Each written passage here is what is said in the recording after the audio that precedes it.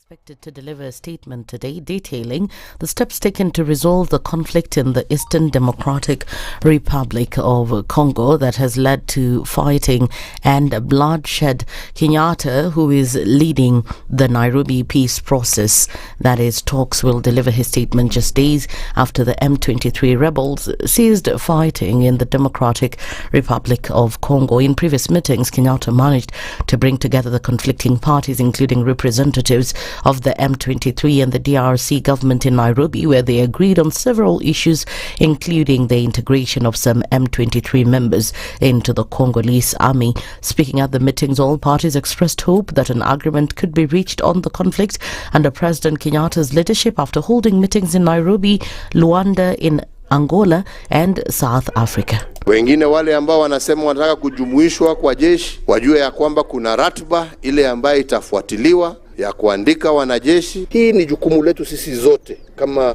wana Afrika Mashariki kuhakikisha ya kwamba tumepata amani, na amani ya kudumu ni kusema tuko na amani katika Congo. To the communique, you saw that they're all committed to release what we call child soldiers, and at the same time they're all ready to continue participating to the PDDRCS program, which is a program of disarmament. President William Ruto will today be heading to Garissa on his last day visit of northern Kenya. Speaking in Mandera yesterday, the president said that his 30 years of political experience will propel him to victory in the 2027 general election. He dismissed claims that he'll lose the next general elections. Saa zingine nyinyi mnatishwa sijui one term, sijui how many term, sijui nini. That is not my concern. 2027, kwani 2027 itakuwa uchaguzi tofauti kuliko ile yote tumefanya? Kwani iko shida gani? Watu watulize boli, mambo ya 2027 tutakutana 2027. Mimi nimekuwa mjumbe miaka 15. Mimi nimekuwa naibu ya rais miaka 10. Ndio huyu mimi ni rais, miaka itakuwa 5. Sasa mtu atanitisha na kitu gani? Ati nisikue nini? What is it that I have not become? Tunaelewana? So hii mambo yako sijui nini, na kwanza hata shida ya wale wananitisha ni mtu ambaye hajawahi kuwa rais, ajui hata vile ya kukuwa rais inakuanga namna gani. Sasa wewe. While on a visit to Wajir County, President Ruto said the government has started a program to compensate herders whose livestock died due to rabies. Tunaweka pesa ya serikali kwa mambo ya kahawa. Tunaweka pesa ya serikali kwa mambo ya chai. Tunaweka pesa ya serikali kwa maneno ya miwa, lakini mara nyingi hatuweki pesa ya serikali ya kutosha kwa mambo ya ufugaji. Na ndio sababu hiyo nimesema for the first time we are going to put enough resources in matters to do with livestock so that we can unlock the potential that exists in our livestock sector, and we can also put money in the pockets of pastoralists of the Republic of Kenya. Regarding livestock vaccination, the president has urged residents in the region to embrace the program, which he described as the only way to combat diseases affecting livestock. Sisi tutawasaidia kuchanja ng'ombe zenu, ng'ombe 22,022,000 na mbuzi 55,000,000. Tuhakikishe ya kwamba every part of our pastoralist community, ng'ombe zao tumeondoa magonjwa, ndio tuweze kuhakikisha kwamba kila Mkenya, hasa wafugaji. And finally, the Ethics and Anti-Corruption Commission faced a difficult time explaining to the National Assembly's Accounts Committee on the expenditure of 120 million shillings. Appearing before the committee, EACC CEO Abdi Mohammed was asked to explain why the funds were allocated as a secret budget without legal approval. Gatundu South MP Gabriel Kangombe, who is also the committee chairman, has raised questions about how the funds are being spent without the knowledge of the public or members of the committee. Because you see, next time, Chairman, when we are planning when we're budgeting, when you know, we cannot just continue giving 10 million shillings as confidential vote, and there's no result for it. Can you attach commensurate value? And as I had indicated, the confidential vote has an internal mechanism for accounting. not even a cent can disappear. But if we were to provide, for example, a schedule of the beneficiaries, it will cease to be confidential, really. And again, once the name of a person who provides an information to the commission or to any other agency is not out there, then that person's life is at risk. That's the News Wire. I'm Lea Ubaga. 102.5. 102.5 SpiceFM, Kisumu. Some days just have you feeling, you know the ones. Very few aha moments, just moments. Maybe even a few because how can a day this good feel so meh? But then, you realize your moment of escape is a cup of indulgence away. Delamere. Get lost in rich, creamy, flavorful bliss with every spoonful of Delamere real fruit yogurt. Indulge in the moment.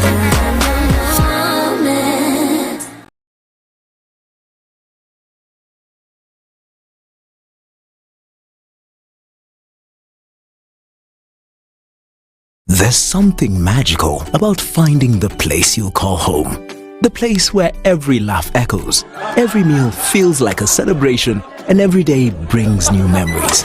A home where milestones matter, such as birthdays, anniversaries, family dinners, and all the moments in between that make life special. At DTB, we understand that a home is not just an address. It's the place where you build your life. With an interest rate as low as 9% and up to 105% financing, own your dream home with DTB. Apply for your home loan today via email on mortgages@dtbafrica.com, call us on 0110 708 297 or 0110 629 015 or visit any of our branches for more details. DTB. Bank with us. Bank on us. Are you a young person looking to unlock your potential? Are you ready to take the future in your hands? If so, then listen up. KCB to Jejiri is the plan. It's designed to empower young people like you, develop skills and knowledge you need to succeed in life. KCB to Jejiri combines vocational skills training, business development training, access to finance and business mentorship, preparing youth for jobs, entrepreneurship and wealth creation. Don't be left out. Visit kcbgroup.com/foundation to learn more. Kwa majina naitwa Edwin Gugi, mimi ndo mshindi wa Daka na Mamili. Nimetoka mtaa Eldoret, nafanya kazi huko ya kuuza mashamba. Na sasa hii nashukuru Mungu juu pesa imekuja wakati unaofaa. Nalipa madeni yangu kidogo yenye nimekuwa nayo, juu maisha imekuwa imenisukuma. Na pia nitaweka kando niweze kununua kama motokaa ndo niweze kufanya hii kazi yangu ya kuuza mashamba. Kwa wale watu wanashuku hii mchezo, nawaambia ni ukweli. Leo mimi ni mshindi na niliekelea tu 100. Na naamini Mungu nitaendelea kushinda na nitaendelea kucheza. Furahia chapana Daka Mamili. Daka laki yako na 20 bob pekee. Changamka. Win cash every 20 minutes. Multiply yako times 5,000. Kila draw. Shinda bonus prize chungu nzima ndani ya Daka. It's easy.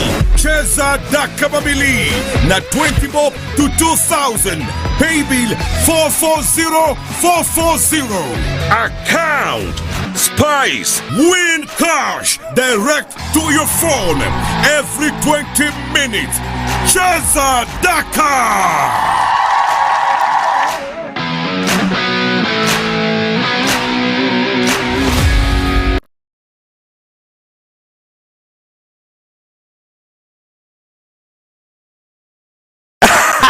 Watu wangu, Januari nawapelekaje? Mimi nanipeleka poa. Kwanza saizi niko hapa hivi Daka Mamili. Tuko na promo moja hatari sana. Inaitwa Furahia Januari na Daka. Umeshinda 500,000. Hii pesa unaenda kutumia kufanya Mi ni Taylor na shona nguo. So hii pesa nitaenda kupanua bizi yangu, niongeze material hivi. And then kama kawaida ninunue kang'ombe, nikunywe maziwa. Ambia watu wako nyumbani, wale watu hawachezi daka, waambie kitu. Watu wa Matunda, Mount Elgon, Kitale, nawaambia tu mcheze daka mamili, ni mchezo wa kweli. Mimi nimecheza na mimi ni mshindi wa Januari. Furahia chapana daka mamili. Daka laki yako na 20 bob pekee. Changamka, win cash every 20 minutes. Multiply pesa yako times 5,000. Kila draw. Shinda bonus prize chungu nzima ndani ya daka. It's easy. Cheza daka mamili na 20 bob to 2,000. Pay bill 440. What's happening on these streets as you get in and out, up and about, business happening, going to school, etc., etc.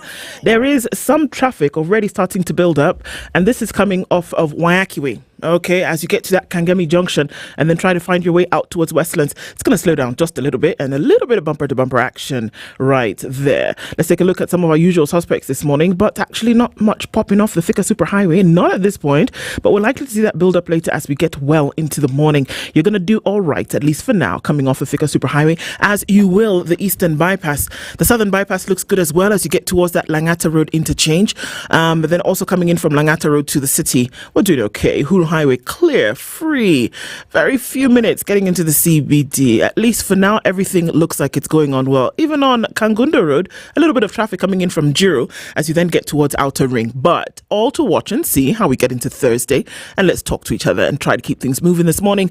SpiceFM KE on X, hashtag The Situation Room.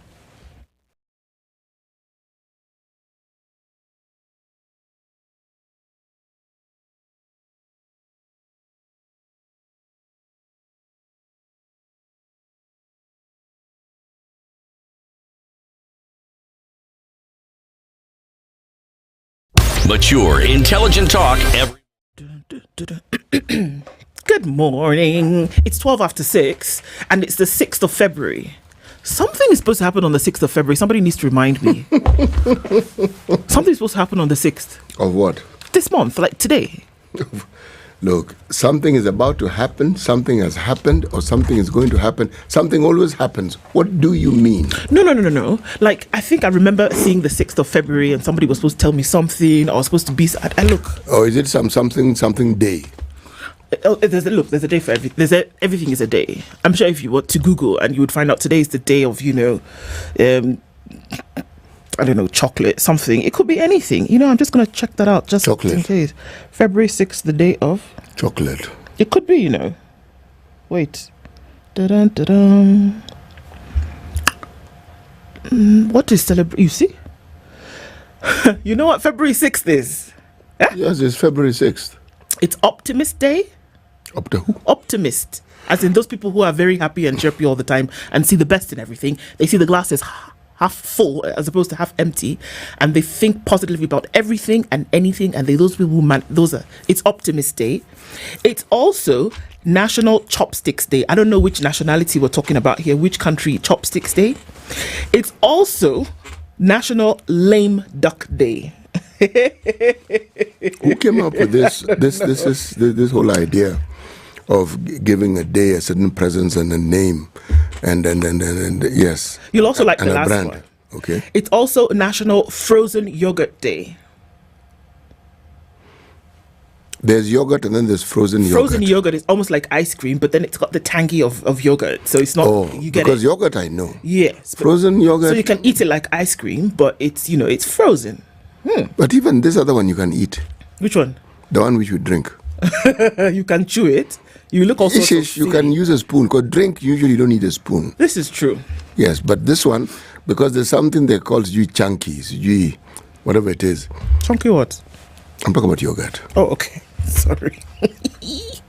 I wasn't talking about goulash soup. Hey, come on, goulash. It's good, depending on who makes it. So that's the point of the story, is that there's a day for everything. This soup that you keep raving about. Which one? Egusi soup. Egusi soup.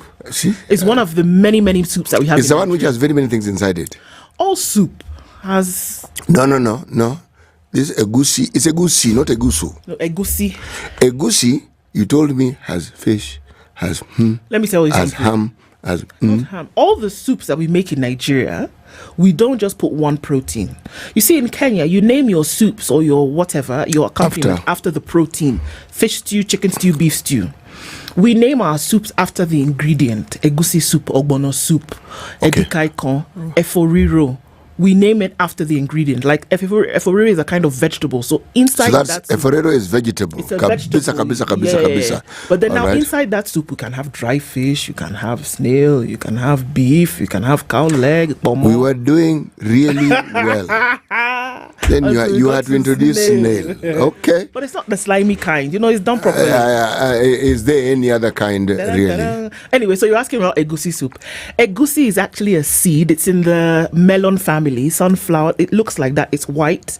So that's the main ingredient for this soup. And then you add vegetables and things to it. You eat it with pounded yam, you eat it with eba, you eat it with cassava, akpu, fufu. Siti, don't worry. Me, one day, I'll hook you up properly. Don't worry. Egusi, what do you want? Egusi and pounded yam. Look at the other one which doesn't have snails. No, we don't have to put snails. Up to you. I can put beef and dry fish. No, how am I going to know when it's dried? You will know. Now you know. You will know, City.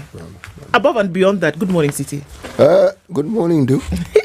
Now that we've gotten those culinary things out of the way, we talked about yogurt, talked about egusi soup, all of those things. Are you fine? I am very well, actually. Very good. I am well. Very, very good. Yes. Yesterday, I felt like I was underwater. I felt like I had a cup of coffee. I felt like it had been spiked. I don't even know what happened to me. But then I finally got to sleep, and then I woke up at like 8:30, and I couldn't remember what happened in the last hour. Do you think my enemies have come for me? It would appear. I want to assure you, that even the village uncles are not involved in this one. Somebody's village uncle called upon me yesterday. I don't like that kind of behavior. They have lacked disrespect completely. It is fatigue. Okay. Otherwise known as. But then we get to around Wednesday, usually, energy levels. Where? Yes. And when energy levels are, the rest of your body is also. Okay. Marky Mark. There was a rapper in the 90s called Marky Mark. And the Funky Bunch. I have been made aware. And then he became a famous movie actor. And the Monkey Bunch. Yeah, Funky Bunch. Funky Bunch. Oh, sorry. Funky. It's a band. It was a band, yes. You know the actor Mark Wahlberg? Yeah, he was Marky Mark. He used to wear his hats backwards and wear baggy jeans. Yes, he was a rapper, yes. This actor? Yes. The one for Nini. Sniper, those ones. No, I've seen the guy. I like his movies. You like his movies? He used to be a rapper. He Marky was a Mark rapper. And the Funky Bunch. Seriously? Yes. Well, it reminds me of a band in my time that was called Parliament. There's a guy called Bootsy Collins. Very good. Those guys used to be very creative in their name. Afro like this. Then there was Rick James, who had, I think it was a wig. You'd be surprised it could have been his hair. Anyway. Yeah, so all I'm missing is a Funky Bunch. But wait, I found a Funky Bunch. City is quite funky, as is Ndu. You would be, I'm telling you, because of this guy to my left. Yes, very funky. Before you came, we've already had yogurt, we've had egusi soup. And dry snail. Oh God! You know when East Africans hear snail, they don't understand. They don't get it. You think that snail needs 2 hands to hold? The West African one, right? It's big. It's a big thing. Yeah, it's a big thing. Even bigger than escargot. Yes. It is huge. It is, in fact, in the shell, it's the size of a chicken, a small chicken. We are really having this discussion about snails. Yeah, but we're talking about West African cuisine. In fact, somebody has given me a good idea. You know what I need to do for you guys one day? Huh? I'll bring a spread. I'll bring jollof rice. I'll bring egusi soup and pounded yam. I'll bring ogbono soup and eba. Then I'll bring, what else can I bring? I'll bring plantain. Here, one day in the morning, we eat. Then bring the snail. No, I can't get snail here. Come on, we did the logistics yesterday. You can deliver anywhere, anytime. Bas, we need to talk to those guys. Yeah. We'll talk to them. Tower. No. Okay. Yeah, I'm going to stick to eating things I know. Just call it a giant escargot. It actually is giant escargot, but no, this one. And you think I'll suddenly feel better? We cook it. Some French don't cook the escargot. That's just the truth. Anyway. There are so many things we can discuss. Surely. Why are we stuck on this discussion of snails? Let me tell you what we'll be discussing this morning. Sour. Don't be angry, City. No, I'm not angry. I'm just exasperated. I'm wondering of all the things we could discuss. We're talking about snail. Yeah. Have you ever eaten wild bushmeat? Or more. Yeah. Bushmeat by definition is wild. But it's how it's referred. But anyway, that's Mzungu who's referring to it. Just grass cutter. Just call. Yeah, have you ever had grass cutter? I think I don't know what grass cutter is. not the machine. I know exactly what it is. Yes. That thing's not supposed to be eaten. So says you. Look, at 7 o'clock, we're going to be having a discussion about the Kenyan diaspora and view of their country of birth. What do Kenyans who've left the country actually think about the things that are going on in Kenya today? We'll be joined at 7 o'clock by Comfort Monoru Mwangi, and she's a political commentator, and it'll be interesting to hear her views about that as we jump into that conversation. And then at 8 o'clock, we'll be talking with two individuals, Bernard Baraza and Betty Kainyo, will tell us about the impact of the KCB Foundation to Geopolitics program. So that's the conversation that we shall have at 8. And then finally at 9 o'clock, Naivas, you know them, you've seen them. We'll be talking with Andreas von Paleske and Tim Kajume. Those individuals will talk to us about, how they've, entered into the market, the different things that they've seen and how they've been able to navigate the Kenyan space. So those are the things that we'll be discussing this morning. Thank you already for clicking in. And as we get to it, how about we say a quick hello to everybody who's already joined, shall we? Really, really quickly. We'll try to get to as many of you as we can. Right, so good morning to you. Make me hungry when we talk of egusi. Yes, I know. Don't worry, one day I'll do it for you. Ndu. Don't you say good morning first? Ask CT. Ask CT. There we go. Wait, let me do this thing. Okay. Ask CT. Why can't we just strengthen the existing systems than overhauling them? Strengthen in Malawi, we say kulimbitsa. And I've asked you, please be answering that question. Mark, ask Mark to say kulimbitsa. Kulimbitsa. Very good. How are you, CT Ndu and Mark? And we all say together, we are Kulimbitsa. Oh, Jamani. We are strength. In fact, if I could stand up from where I was and greet you, I would, because you're actually right. You think you are right. We are strengthening the Frederick Chaboy says, good morning, Spice team. Good morning from Mombasa, says Robertson Boko. Michael Olande is tuned in this morning. And Joe Muga is tuned in from Bonnie Lake. Erica Ward says, good morning. Eunice Okello is here. Greetings to CT from Northampton. Cyprian says, good morning to my Spice family. Papdi also wants me to ask Mark to ask CT if he's aware that a very long name which I can't pronounce, which eventually is the Banyarwanda Tutsi in Congo, led by Laurent Nkunda, Bosco Ntaganda and Sultani Makenga, supported Laurent Kabila against Mobutu, morphing to M23 in 2012. Yes or no? It is true. It is true. They have. Yes. Tampere, Finland is where Gilbert is tuned in from. Elizabeth Kamau is also tuned in and says, looking forward to another thought-provoking show. Thank you for being here every morning. Rose Grace is tuned in from Tamu. Leo says, good morning to all of us. Any news of when Gucci will be setting camp in the motherland? We'll see. Douglas says, good morning. It'll be around the same time the Grammy Awards are in Kenya. In fact, immediately after. They'll come wearing Gucci. Yeah, because you see, it's important for the Grammys that they are properly dressed. Yes. Okay. Yeah.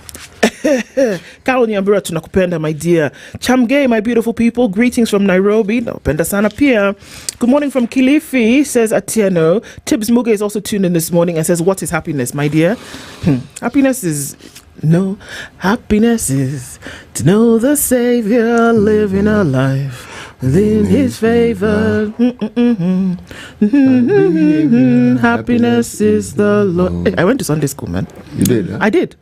Ivan Omondi Odera says, tuned in and locked from Kenya Society for the Blind. Good morning to you, Spice family. Also here, Cliff Rain is tuned in. King Dave, we see you. African Queen says, good morning. Tuned in from Rudhageti is where Deno Mwanza is today. Wairimu says, good morning, Spice family. Joyfully listening from Spanaway in Washington. Still reminding me about funk. I know, those were the days, weren't they? Wairimu, good morning, sister. We'll bring that. In fact, we're going to bring you guys moi moi. Moi moi is a steamed bean cake. City, don't worry. Okay, so many people online this morning, getting through to all of you. Thank you so much for being here today.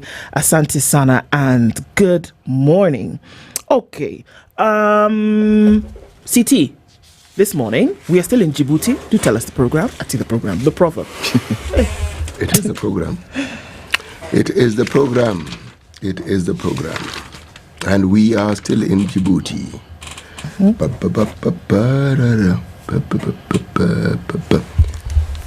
Clouds do not always mean rain, but smoke is a sure sign of fire.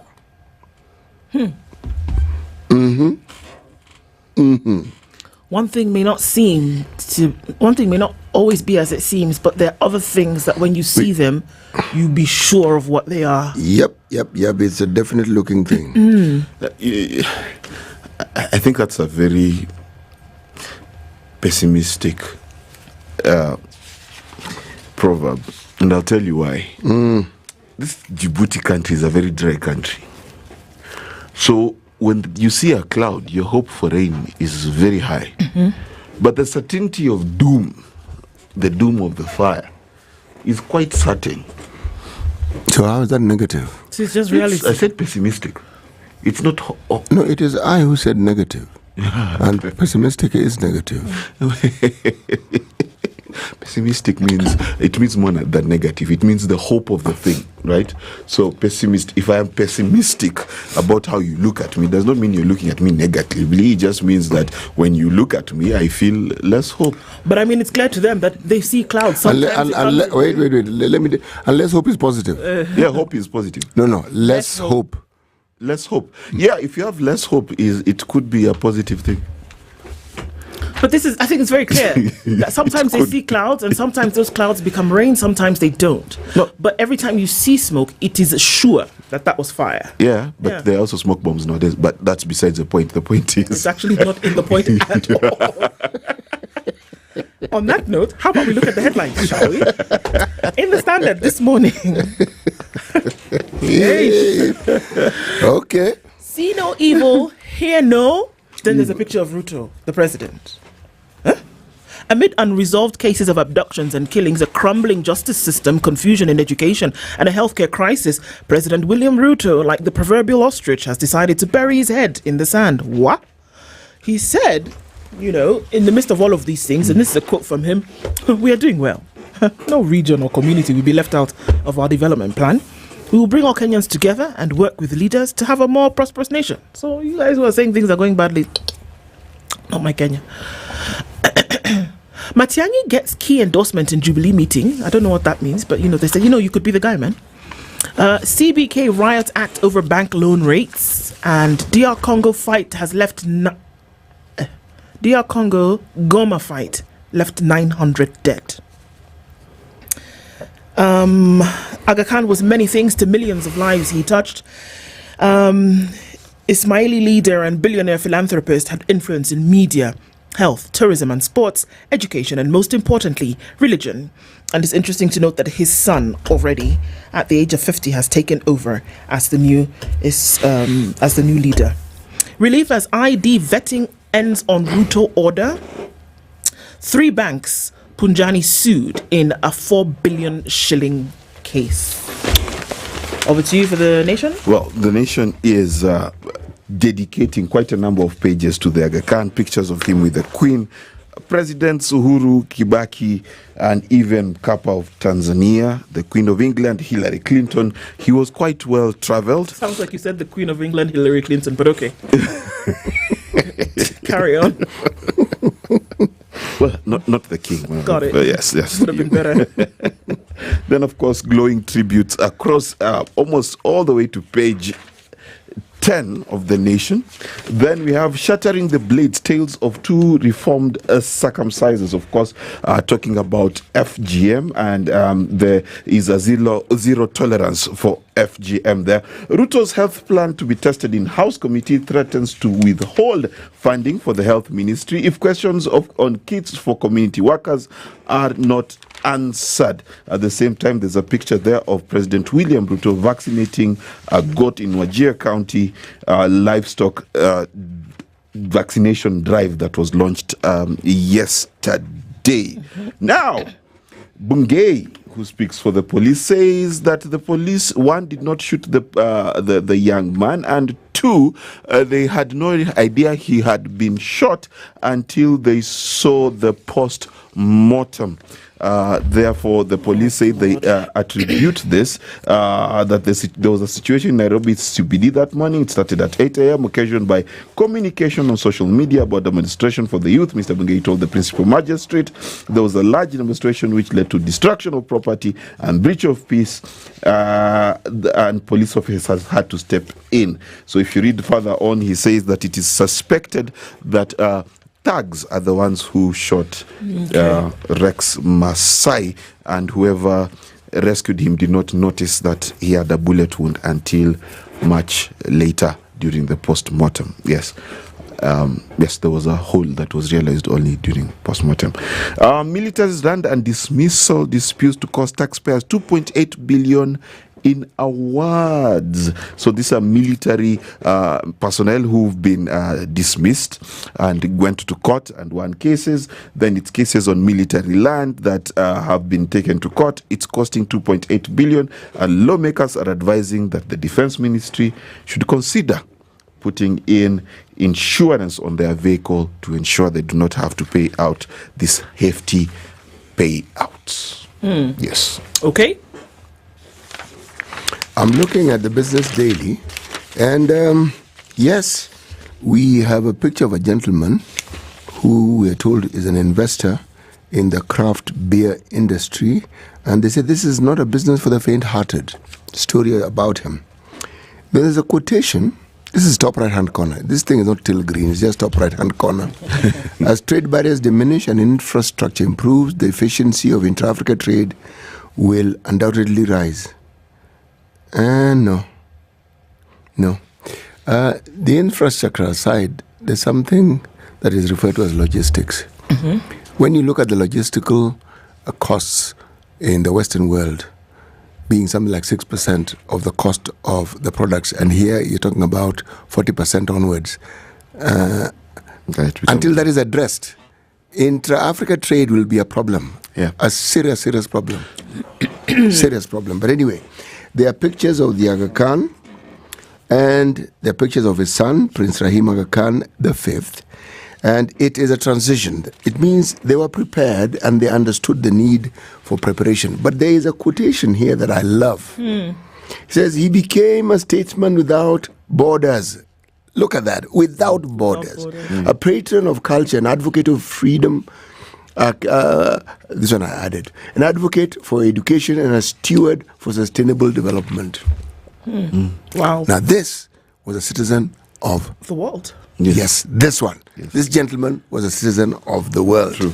May he rest in eternal peace. Now we're looking at the star. Again, top right-hand corner in teal green. We have a picture of the late Ismaili spiritual leader, Aga Khan IV, and says, the billionaire died at 88 years of age. And on page 3, they carry on the story and say all the wonderful things that need to be said about this gentleman. And the things that are said about him are actually true. Yes. True. This one, there's no need for hyperbole. Yes. It's actually true. There's no need to delete certain decades and years. You just add and just say this is what he did, because the things he did are still here with us, and you can see them. And so the believability factor is not something that you're going to grapple with. It's there for you to see. Questions over secret multiple bursary kitties. Really? Fresh concerns have been raised about multiple bursaries doling out billions of shillings to learners, but which are largely unknown to Kenyans. The PSC has raised the red flag over disparities in the allocation of some funds. Kenya. Right. Pain to purpose. Jamia Yusuf, why fighting cancer is my passion. This is a story of a lady and her fight and her journey in battling a disease that has caused pain and destruction to many, many lives in our country. Kenyans in DRC on edge as fresh fighting erupts. Kenyans are leaving DRC. Those who worked for UN agencies in Goma are leaving, they're moving, because this fighting could easily escalate and draw them into it. Bang in the middle of this paper, 60 years of aid, some 40,000 direct and indirect employees face uncertain future. US aid exit spells doom for Kenyans' jobs and funding. This, we are presented with a moment for profound and deep reflection. This is something that must be thought about very carefully. Careless statements about and then again ha ha ha, no, thought about, because in the absence of this funding, the gaps are not going to be huge. They are huge. Yep. What are we going to do? Because we have a mental psyche, a national mental psyche, that this aid was going to be with us forever. Right. Clearly, we now know it isn't. It isn't. Yeah. What do we do? And we need to remember that was 50%. There's another 40% that could easily go. Believe me, that's why I said this matter requires profound reflection. It is not a simple thing, and it's not a simple thing specifically to the Ministry of Health. No, it's not. It isn't. Because the support, what it is that even kept the ministry afloat was this funding. In its absence, when you hear the budget item, this funding is included in that budgeting. Yes. So, my friend, in its absence, where? As of January 24th, 2025, Kenyans had secured 359.9 million in humanitarian aid for 20. Now, if you want to understand, this is how headlines are interesting. On January 24th, 2025, they had secured this amount of money for humanitarian aid for 2024. Oh, you're brilliant. Okay. Oh, okay. That's great. Yeah. Then there's a doctors to go on strike over MTRH over failed deal. Oh my God. MTRH is Moi Teaching and Referral Hospital. Yeah. The trials and tribulations in this institution are not going to end soon. Sadly, no. Yes, there we are. Okay. So let's look into some of these stories in national news. So we know that there's been an ouster petition to the Chief Justice, right? Yes. The battle to remove Chief Justice Martha Koome from office has taken a fresh twist, as the Judicial Service Commission formally directed her to respond to a petition filed by city lawyer Christopher Rosanna. The petition stems from a controversial decision involving senior counsel Ahmed Nasir Abdullahi. A letter dated February 4th, 2025 from Winfrida Mokaya, the JSC Secretary and Judiciary Chief Registrar, confirms that Chief Justice Koome has been granted time to file her response to the petition. The petition, originally lodged by Rosanna on the 1st of August 2024, was presented before the Commission for the deliberation on January 24th. Following discussions, the JSC decided to formally request Koome to respond to the allegations. Mokaya clarified that once the Chief Justice response is received, it will be placed before the Commission for further deliberation, and a final decision on the petition will then be communicated to Rosanna. The move by the JSC to formally initiate the process of reviewing the petition marks a significant escalation in Rosanna's effort to have Koome removed from office. So this is not a thing of come and let's have a discussion about things that people may have brought to you or brought to your table that you need to handle. This is because of 1, 2, 3, we want the Chief Justice removed from office. Yes. So the petition is not answering on the 5th of April 2024 you did this, on the 7th of July you did this. No. The petition is because of, and as a result of 1, 2, 3, the petition is we want her removed from office. Understand? Significantly different. So JSC says, okay, well, there seems to be cause to hear. And in order to then establish that cause to hear, we need a response from Chief Justice Martha Koome. They've given her time, and when she gives her response, then they will go further to see if this petition will be granted wings. You know, the operationalization of our constitution and our laws takes many twists and turns. This is yet another of those twists and turns. We are now beginning to see and understand certain processes that previously we had not understood. And let's see how this one unfolds. Yep. Well, for me, I know. You know that statement we said, clouds and smoke. Clouds don't always mean rain. And smoke always means fire. Let me tell you, look at the skies above the judiciary today and determine whether these are clouds or hot air. Sorry. Quite apt. But let me raise a different issue here. Yes. Okay, even as we talk about clouds and fire and smoke and so forth, petitions and non-petitions notwithstanding, this is Kenya. When you hear a clarion call of this nature, and it seems to intimate that there's something fundamentally wrong with the Supreme Court, and more so specifically the Chief Justice. Okay, the question has to be asked, is it that there's a problem with the CJ? And if that is the case, is it the only problem we have? Yes. The people who have brought this case and are pushing for her removal, is it that they genuinely are interested in the pursuit of justice, or are they people who have determined to divert our attention with this particular matter when they themselves are probably hiding from something that we wouldn't know? Who is it that has the right to cast that stone? Yes. Why is it that this focus on the Chief Justice is so targeted and it's so persistent? Are we to believe wholeheartedly that it is only the narrative that we keep hearing? Is that the only story here? Really? Yes. Because many would have to ask questions that then why you?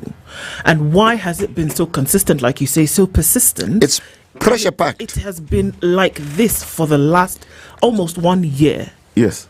Why? Until the point that now somebody has raised the petition and that we are at the place where the JSC said, okay, let's invite her to tell us what's going on.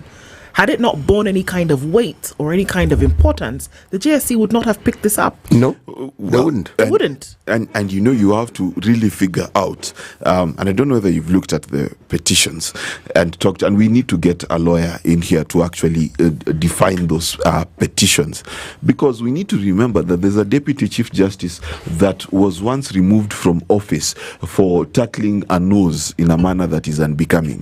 I don't know whether you remember. I remember. A nose was pinched. Remember. So the standards of being removed from office for a Chief Justice, they're not so high. They are not so high given what has happened in the past. So we could be looking at starting the process of looking for a new Chief Justice, and if the other petition goes through, which is seeking to remove almost the entire bench, right, almost of the Supreme Court, we could be looking at a whole new Supreme Court by 2027, and what I'm saying might not just be hot air.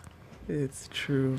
And if we're looking for a new Supreme Court, do we know what we're going to be setting in motion? You know, this whole discussion, for those who are pursuing the removal of the Chief Justice, the end is let the Chief Justice go. For those who wish to have the entire Supreme Court dismantled and thrown into the dustbin, that is the end goal. Right. But we haven't heard those who are being accused responding, have we? No. So now, when they respond, what do you think we will hear? Well, let me tell you, what's going to happen is we are going to have a back and forth for the next a few months, and if the process goes the way it does and the JSC does decide to form a tribunal, that will be more back and forth. So you can count 2025 to be the year of back and forth for the judiciary, and then 2026 we start the process of seeing who is the next Chief Justice, which will be extremely political, and then 2027, Ghafla bin Vu, elections, while the IEBC will still be fresh.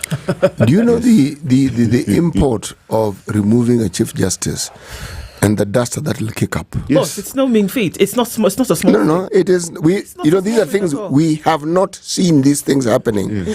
We've seen the impeachment of a deputy president. How has that turned out? Now we're talking about a Chief Justice for the nation. I hope those who are pushing for the impeachment are prepared, because believe me, these things have a tendency of having some unforeseen twists and for sure. turns. For sure. Yes, and they may not necessarily work in favor of those who are pushing. Yes. Tell us your story. Well, I need to recover a little bit because my heart is still beating very fast. As it's beating, let me tell you a story. Yes. Can I tell you? Yeah. About health. Oh, that's where I was going. Oh, that's where you're going? Go. Yeah. All right. Yeah. So, Ruto's health plan to be tested in the House. Now, I don't know whether last week we talked about Kimani Ichung'wah's statement at this thing, and the doctors and the health people who were there were to report that they were quite surprised and miffed at his reaction towards it. Now, on Monday, I believe it was, there was a headline saying that there is a turnaround on various policies that UDA had implemented, correct? Now, one of those turnarounds is the SHA Shift Taifa Care thing, where the National Assembly is not only looking at the way it is funded and kits for the different community health workers, but is also looking at, and this is very important, how the system. Last week during the mid-term retreat in Naivasha, the lawmakers threatened to revert to the defunct NHIF system due to the failure of the new health system being implemented. Okay. So there's a problem. Yes. Until the point now that we're saying that it needs to be discussed again. Yes. So that maybe they now tweak it a little bit. No. And make it work, or remove it completely. There are two proposals. There's proposal number one to go back to the NHIF system. So the system we bought for 100 and something billion, 104 billion. We bought it, eh? Yes. Well, did you actually buy it? Well, if you get credit to buy it, see, you've bought it. Do we have it? Yes, we have the system. Yes, I'm just asking because there's. I need to be certain that we're discussing something that actually exists. Yeah. Didn't you get a message registering for SHA? Yeah, I got a message. That system operates all of that then determines how they'll pay for you in hospital, all of that. That one. That's the one we're talking about. Yeah. Yes. And that's the one which cost a pretty penny. Yes. I see. Yes. Yeah. You know, I was that before or after discount? Well, this is after. Look at me answering you. As though you were there. Can you imagine? I mean, I even want you to answer proper. So we assume it was after discount because our public procurement laws determine that you need to take the lowest bid. So yes, so that was the lowest bid. So the talk of reverting back from the system that we have to the system that NHIF was using. Yes, so yeah. Okay. You might have your pretty penny back. Let's see. It will be interesting to see because I think there's a lot of pressure on that. Sigei, that story about US funding cuts. Can we look at it? Yes, I'm going to look at it. This is something that I happen to have a little knowledge of. The Star has done a wonderful job of giving us a summary of just some of the projects being implemented under PEPFAR. Okay, this whole aid thing, the Presidential Emergency Fund for HIV AIDS relief, the regional impact of Trump's USAID freeze. They say, look, South Africa, there are 101,368 patients affected, including 974. Mozambique, 25,000 patients affected, including 1,200 children. Tanzania, 15,000 patients affected, including 601 children. Uganda, 14,000 patients affected, including 117 children. Nigeria, 11,000 patients affected. Zimbabwe, 10,000 patients affected. Cervical cancer screening, 2,614,700 women living with HIV were screened in 2024, with 55,195 cases of cervical cancer of lesions diagnosed. Gender-based violence support reports. 1,320 survivors received post-violence care in 2024. The list of specific items that fell under or that benefited directly from the US funding on these matters are immense. Yeah. Some of it will not feature in what I've just read because some of them relate directly to the management of healthcare within a country. Yes. You're talking about TB. You're talking about child health. You're talking about maternal health. Malaria. Blood. The list, by the way, just goes on and on and on and on and on. But remember, PEPFAR was an emergency fund. 20 years down the line, do we still have an emergency? And if we do, why? Why is it still an emergency? And yes, and you're talking about billions, 800 billion shillings thereabout, having sort of like passed through our books and so forth. So the time to pause and question and to do an audit, an honest audit about whatever it is that this funding has done. The benefits, by the way, are clear. There's no ifs and buts about it. But after the benefits, what then should we have learned from it? Is this a time when we ought to have taken advantage of it and grown our own systems, strengthened them? Because there was funding for system strengthening as well. Yes. So that when the funding slowly is eased out, we have a system that is ours and we are running. Or did we sleep on the job when the opportunity to do this had presented itself, but we ignored the warning signs that these things would come to an end? Well, I think there are many yeses to your question, CT, for sure. And I think when you talk about an emergency, by definition, it's bound by time. Emergency doesn't last longer than a particular Then it period. ceases to be an emergency. No, Africa is an emergency. Hang on. And then when we also look at the different things that were then implemented. So yes, and this is the thing about donors, and you know this, that when they are giving you their money, they also let you they let you know the time period for which they will do this. They let you know the things that they expect that will be done under this, but they also let you know that it is not an everlasting situation. So it's not as though we did not know. We did know. We did know. And there was a time for strengthening? Yes, there was. Was there provision for strengthening? Yes, there was. Did we do it in the manner in which we ought to have done it? No, we didn't. So whereas there can be two different opinions in my mind at the same time that live next to one another, the truth of the matter is that hundreds of thousands of people without this medical care will get sicker and will die. That's the truth. Because, do you want to ask yourself today, just take ARV implementation programs, for example.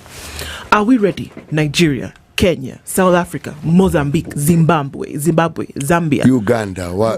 Uganda. Are we ready today to say that the people who are showing up to Evangel Hospital, for example, in Nigeria, waiting for ARVs, which programs were cut, not going to be cut, which they said, as of tomorrow, we are not able to continue. Whatever we have in stock was for 3 months, and we have given that 3-month treatment to people already. So if you had come, do you get it? It was staggered. So if you had received your 3 months before and then you show up at Evangel today to get your 3 months, there's nothing, and they're going to tell you, well, it hasn't come, it's not going to, whatever was there for the people who had come before.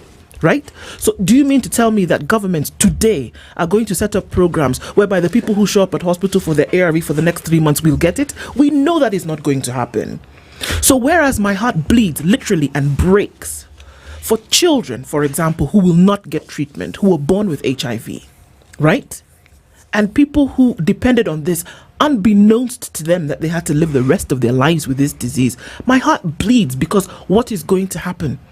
But at the same time, I stare right in the face of the responsibility that we had to actually take control of what we needed to do as nations on this continent. Because that is the repercussion that we fail to see. That when we don't make a decision about what we can do with our resources, people die. It's not a maybe situation like, oh, okay, well, it might be a tight spot, but we'll get out of it. No, people get sick. People die. Children are malnourished because we have not set up systems and applied our resources properly.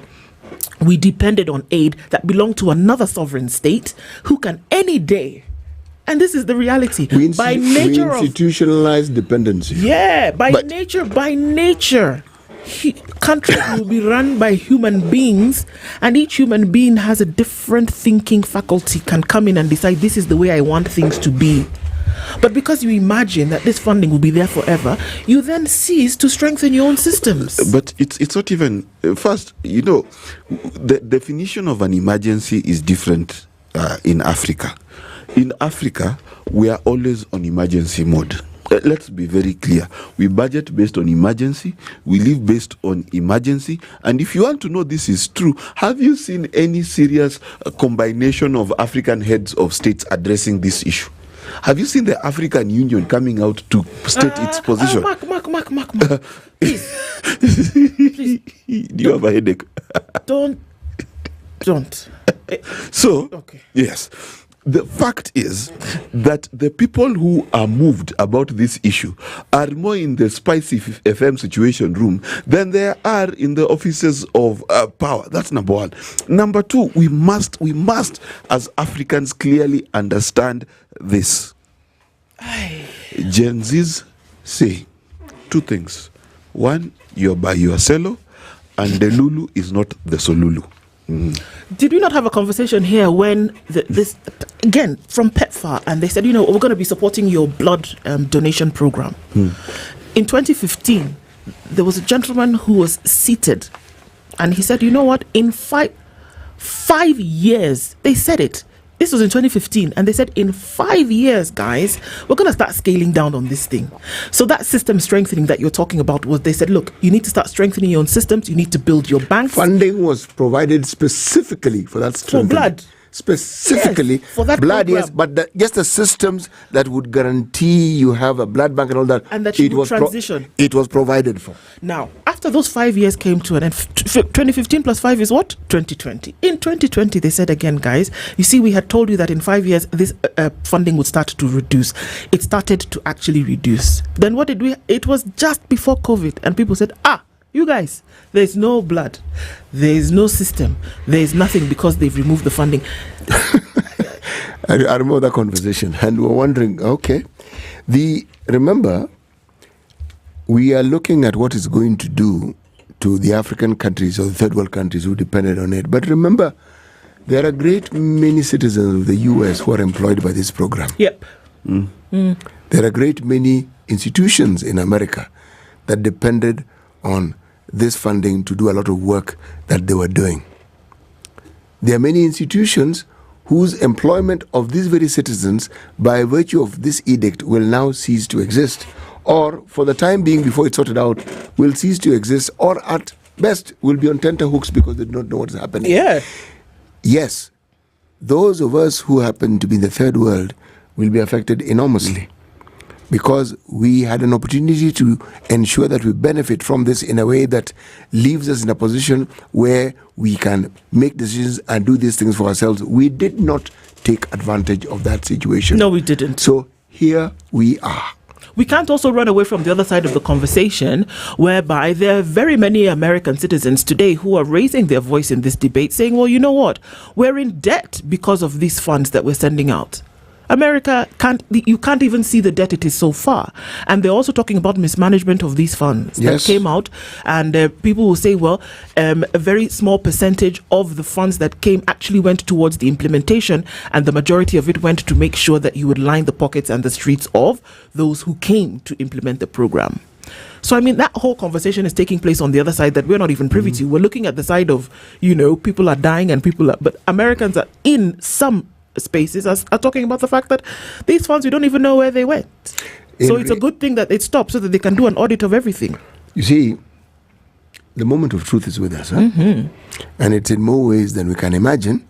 And when you are going to get into the heart of the health of a nation, my friend, that discussion is going to be a really scary and very difficult conversation. Very tough one. Yes. But it must be had. It has to be. It has to be. Look, we've got a lot of work to do. And I think it's time that we did have those conversations. It's tough, it's scary, it's morbid, it is. But who says that a wake-up call has to be rainbows and bunnies? It rarely is rainbows and bunnies. Yeah. It's usually a Trump, nearly 7 feet tall, in America, deciding, I'm cutting funding. We're not doing this funding for Africans anymore. Nations must stand by themselves. And Trump, on that, I commend you. Well, I mean, it's going to be interesting to see what the coming days have, because they're saying, we've suspended for a short while, it might come back. But my sincere hope is that we see, and the rain is here, it's not coming. The storms are here. It's time for us to sit up and actually do something about it. All right, we're coming in and having a diaspora conversation. What the Kenyans living in the diaspora actually feel for the motherland, that will be a conversation that we will have coming in just after 7 o'clock. And even as we do that, remember that our live streams are up on Facebook, on YouTube, and on X as we continue to have those conversations with you this morning. We'll be right back with that after the news. Good morning. It's 7 o'clock. Mature, intelligent talk every morning. Spice up yourself.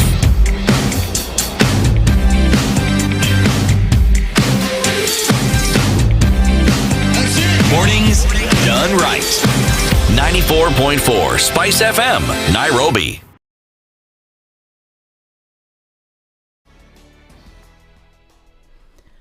Good morning, this is the News Wire. I'm Leo Ubaga. The families of Justice Musimi and Martin Mwao, who died after they went missing in Lolongo in December and whose bodies were found in City Mortuary, will have DNA samples taken from them today.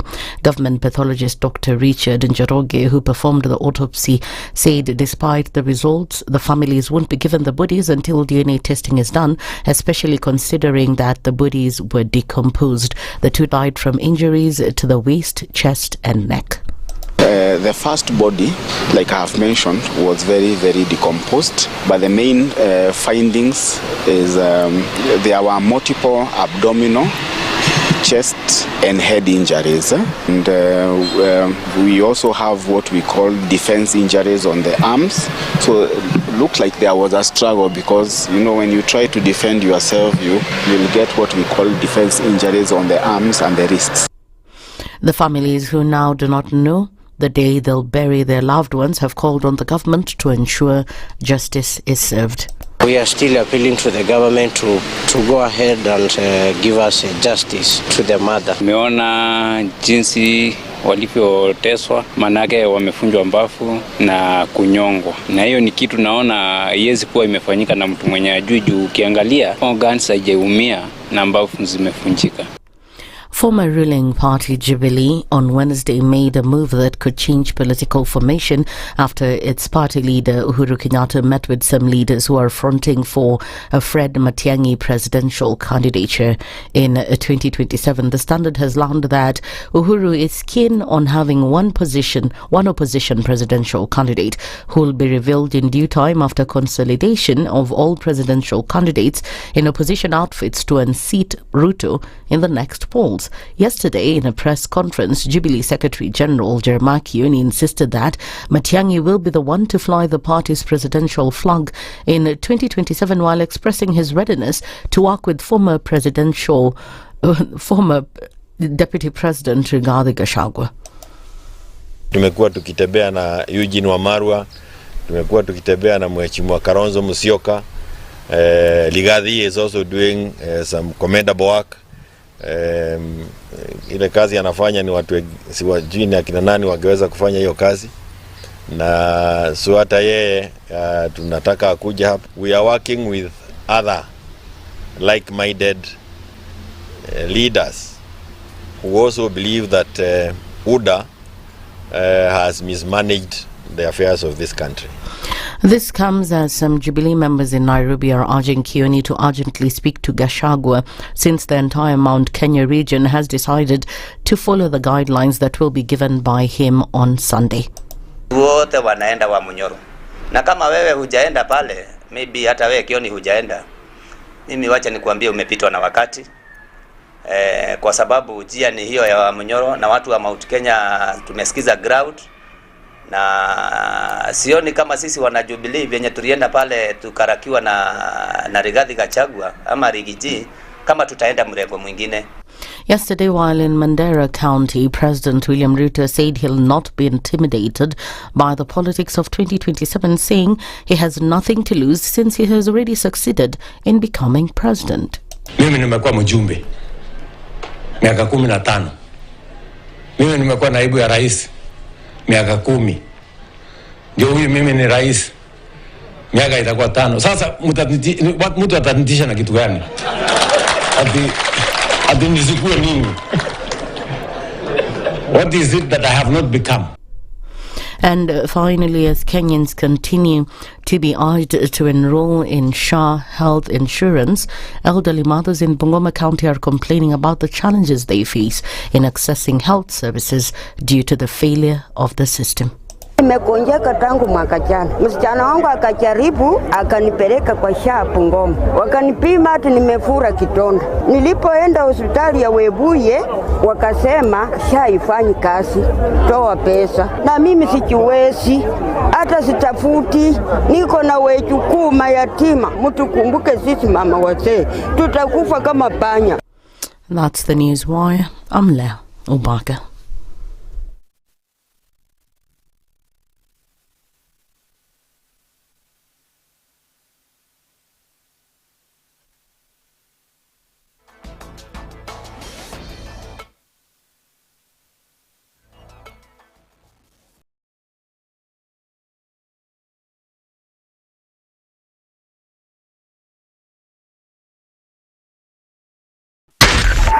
SpiceFM, Nakuru.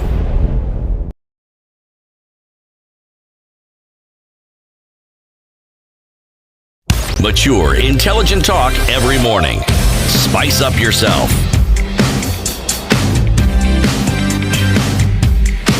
Good morning at 5 minutes after 7 o'clock into the second hour of Kenya's biggest conversation this morning, this Thursday, getting towards the end of the week, but still having conversations with you through and through. All right, so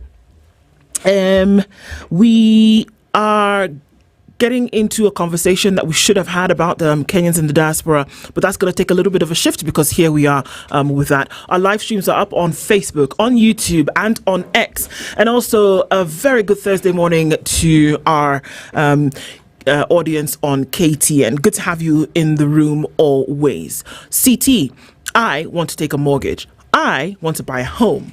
I don't want to have to deal with shifting interest rates and things jumping all over the place. I don't. And a little bird told me that you've got the answer to my problems.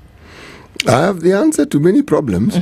Whether these problems will actually be solved by the answers I have is a completely different matter. But let me tell you about a plan that I know will work. Not might work, not has possibilities of working, but will work. Okay?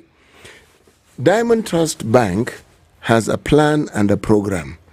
The plan and the program has been accompanied by an amalgamation of two institutions, Kenya Mortgage Refinance Company and Diamond Trust Bank. Okay. And they say, look, two options here. You can borrow to buy a house, pay in 10 years. You can borrow to buy a house and pay in 25 years. Now, 9% is for 10 years, 9.75% is for 25 years. But they don't stop there. They say, look, we don't have any hidden charges. Yeah. We're not going to sort of like hit you on the head with some charges that we hadn't probably told you in advance. No, that doesn't happen. And if you decide to pay early, we're not those institutions that sort of like tell you, why are you paying early? Then there's a penalty attached to it. None of that will happen to you. Okay. If you are in the diaspora, they're saying, look, you talk to us, up to 80% mortgage, we can arrange for you. Nice. If you're in business, if you are employed, they're saying, look, we can give you a mortgage of up to 105%, meaning 100 and then they give you 5 on top. The cost of ensuring that you get that money is covered by that 105%. All I'm saying is, look, if you listen, you hear, and you think, are you really telling me the truth? Well, why don't we do this, huh? Visit any branch of Diamond Trust Bank in the country. Visit. Ask them about this. Or if you are not near one, why don't you just email mortgages@dtbafrica.com. That's it. Fantastic. Yes. That's the way to go about it.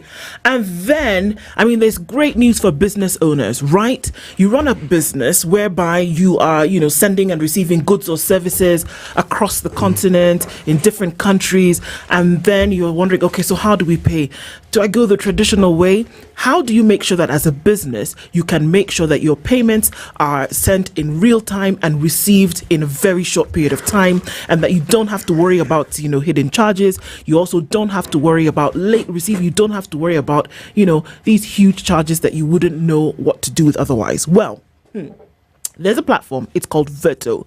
Verto is making sure that you can make your payments without the slow traditional issues. So if you're running a business in Kenya, especially when you're working across barriers and across borders, it can be a real headache sometimes. We know that. Slow payments, high fees, worrying about exchange rates. If you feel you're losing money every time you make a transaction, you definitely need to be on Verto. So you can look at ways in which you can make this happen. Number one, with Verto on the Verto platform, you make a payment. You can make it through to 190 different countries in 49 different currencies, and you can make sure that literally in minutes, whomever you're paying has their money. We'll give you details of exactly how this has worked through, but you want to get onto virtualfx.com and see how you as a business can make sure that you cross over those barriers that would challenge you normally to make those payments, and you can do that in quick time. All right, so we're getting into an hour of conversation this morning, but CT, will you remind us about today's proverb? Yes. We are still in the Republic of Djibouti. Clouds do not always mean rain, but smoke is a sure sign of fire. Politically speaking, is Trump is a sure sign of fire, given the topic we are about to discuss. A sure sign. Is he really? Do you think that when politicians in the US make pronouncements, they're any different from politicians anywhere else in the world? Well, no, except that we know for a fact that Trump's statements have real-time effects. Yes, and how many statements has Trump made over the years that he has then proceeded to rescind? Mostly, let's say, TikTok. Well, it wasn't him. I think the TikTok conversation started before, No, TikTok started with him. No. It did. It went to court, and everybody was now saying, should we or should we not? Business people were talking about the fact that they wanted some kind of, bring back from TikTok. No, actually, Trump in his first term was the person who started talking about banning TikTok before it went to the House and everything else. So Trump was against TikTok at the beginning. Trump was the one who started the chip war that we're seeing, the chips from Nvidia now, DeepSeek being done by China, etc. That started with Trump. So, then when he came back, he was like, oh, listen, about face. Yes. His about face, essentially, is let's look at it for a little bit longer and see what's going to happen. Yes. Now, if you draw parallels between that, which incidentally forms the basis for our conversation this hour, is that CT asked the question, tongue-in-cheek, do you see him actually rescinding on this decision? Are the reverberations that are going on around the world at the moment enough for him to say, okay, guys, actually, maybe we've made a hurried decision? Do you actually see them saying, okay, fine, we'll take into consideration the hundreds of thousands of people who will be affected, people in the millions who will be affected as a result of this decision? There are two conversations that are going on parallel at the same time, which can actually exist in the same space. On one hand, when you say a nation has decided to do a certain thing because of the things that they see, because we can't run away from the realities, right? The US has seen that they're going into debt. They said we cannot even see where our debt is. Number two, how can we be sure that this money that has been going out in aid has actually been going to do what it was originally orchestrated to do? How can we be sure of that? Number three, can we put the pause button on some of these things and actually look at them from A to Z and see how maybe we can tweak them a little bit more to make them make sense for the American economy? Remember that a huge percentage of money that goes out in funding is US tax dollars, right?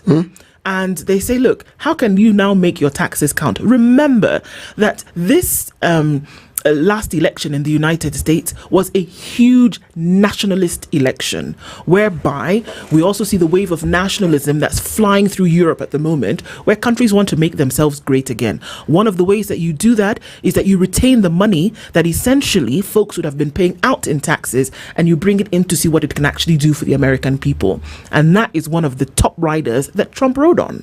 Now, that's the American conversation. With the decisions that are being made there, we look at what is happening. It didn't take a day.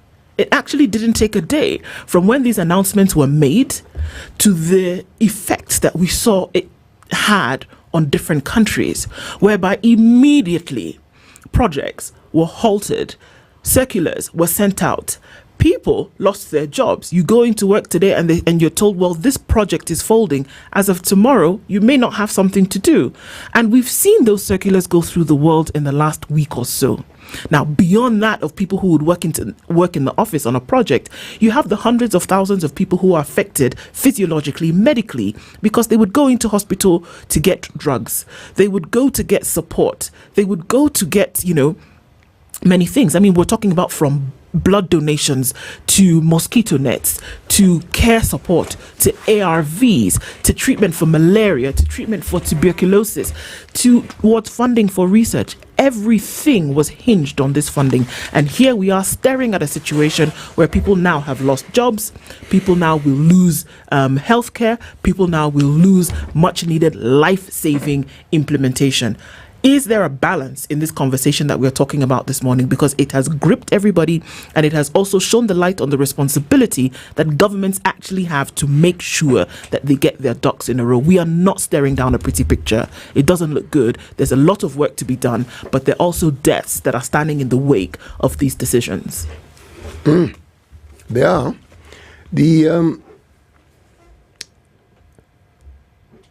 There's nothing simple about these declarations, and the outcomes of these declarations will also not be simple by any stretch of anyone's imagination. Because what will come staring at us, the outcomes of these decisions, are things that people would have preferred perhaps not to look at straight in the eye, but they're going to have to. One, all the governments on this planet that benefited from this assistance, the hard questions have to be asked. And fundamentally it is there evidence to support the reality that X $100 million billion was spent in this particular country? And do we have signs? Do we have indications that you can point to? Do we have success stories that we can point to and say, because of this, we are now able to do this? Not because of this, we are now continuing to depend on more money. Can we do that? And the result of that simple audit, you'll have to ask the question now, those who've been in power during this entire period when all these things were happening, and those who are manning the key Ministry of Health, do they have questions that are questions being posed to them that require answering? Do they have a case to answer? What did you do for your nation with the money that was given to you to ensure that some of these services and some of these matters that bedevil your citizens are actually sorted out? What did you do with them? City, we've gone through 60 plus years of independence, correct? In that time, guess how many countries that have developed because of aid? 0.00 plus 0. Yes. We must begin to ask ourselves, does Africa need aid at all? And I'm not just talking about Medicare. I'm not just talking about aid for our political programs. I'm saying, does Africa need aid? Let's start. There's a basic story that has been told times above number that in 1963, the GDP of Kenya was roughly the same as that of South Korea. Now, to give a bit of context to this, South Korea was also colonized by the Japanese. South Korea, soon after independence, had the huge war with the North, if you remember, where they were supported by the Americans, where the Russians and Chinese were on the side of the North. So this country was devastated after the Second World War and after the Japanese left and after the Sino-Korean War. Yet this country today is extremely wealthy. Now, what did the United States do different? They offered them opportunity to do business with them. They decided that Samsung could exist and Samsung could grow to produce from washing machines all the way to TVs. This is South Korea's all the way decision. to ships. Yes, and build ships and be the biggest company. In fact, it's almost a state by itself in South Korea. But none of this progress is due to aid. Singapore, really? No, not directly due to aid. They got aid, but the progress, they did not get aid to open Samsung, for example. They got opportunity. Yes. To do business. Yes. Okay. That I already said. And it's the same thing with Japan. Japan was bombed to smithereens, had to rebuild. Same thing in Germany, had to rebuild. the thing that African leaders need to change is, instead of debating aid, they need to debate business. They need to be able to say that Kenya wants to be on the table to trade. We want to tell Germany that we want to sell ammunitions from ammunitions factory in Eldoret, right? We need to be able to trade. This idea of aid, it is not going to get us out of poverty. It is going to continually create lazier and lazier politicians, and the ideas that are going to be coming from our houses of parliament are going to continue to be as hot-head as they still come. The fact is, until Africans start thinking in terms of business, when they see Vladimir Putin, when they see Donald Trump, when they see Norman Schultz, when they see the King of England, whoever they see, they need to be able to see a business opportunity and not an opportunity to do what my relatives back in the village do, which is called mbeho mbeho. You know mbeho mbeho? I don't know, but it sounds interesting. Give me. Yeah, me in my language. Yeah. Look, I think that absolutely it has made us comfortable, and I'm just going to, it's something that Martha and I talked about, and the truth is that the responsibility of folks to keep their governments in check also comes out very loud and clear here. Look at every nation that gives out any kind of aid today has been through a situation whereby they had to build from the bottom up. Whether you're going to look at the Great Depression, whether you're going to look at the plague, whether you're going to look at rebuilding Europe, Western Europe after 1945 when the Second World War came to an end, whatever it is that you're going to look at, whether you're going to look at England and Northern Ireland and how they had to rebuild, whatever it is that you're going to look at, all of these nations did not use that aid to develop. They rebuilt their nations. Western Europe, for example, rebuilt after the Second World War, but the things that we saw that they did after that did not come from aid. The innovations that we saw, the manufacturing, the insistence on industry started when they realized where we've come from, we cannot go back there. And that is how the people who help you today did not start because they used every penny and said, let's put it in the stomach. They built something from it. And unless we get to the point where we realize that we have to build from something, we cannot depend on this aid. It is not going to take us anywhere, and that is the truth. How do we keep our governments in check when it comes to some of these things? Look at the HIV menace in Uganda, for example. Massive wave in Uganda in the 1980s. How do you say that to date, that are still dependent on the US, and instead of using those many years to introspect and find ways for self-reliance, that has not happened? This Trump thing should not have us, it should not come as a shock. It shouldn't. We need to accept that we procrastinate. We need to accept that we are ill-mannered and indisciplined. We need to accept that we do not manage our resources properly, and that we have become comfortable with using resources, and people who marry 4 wives and husbands, and then they use that money, then they'd rather steal it than use it to actually develop nations, and that is the truth. We use those funds to develop our family and send kids to school in other countries, whereby your health system is dilapidated here, where your education system is not working, but you use the money that you should use to implement these programs to line your pockets and then take them out of the country. Why do we do that? Instead of denying we were stealing and blaming the maid for leaving the jar open, can we accept where we went wrong and figure out how we can actually move forward? That isn't going to happen. That isn't going to happen. I'm not talking like an African. And the reason why it's not going to happen, look at how it is we respond to people who do good by us. Let's take an example of our relatives in the village. If you are someone who's held in high esteem by a relative, why do they hold you in high esteem? Because you're the relative? Yes. No, because of what you do for them.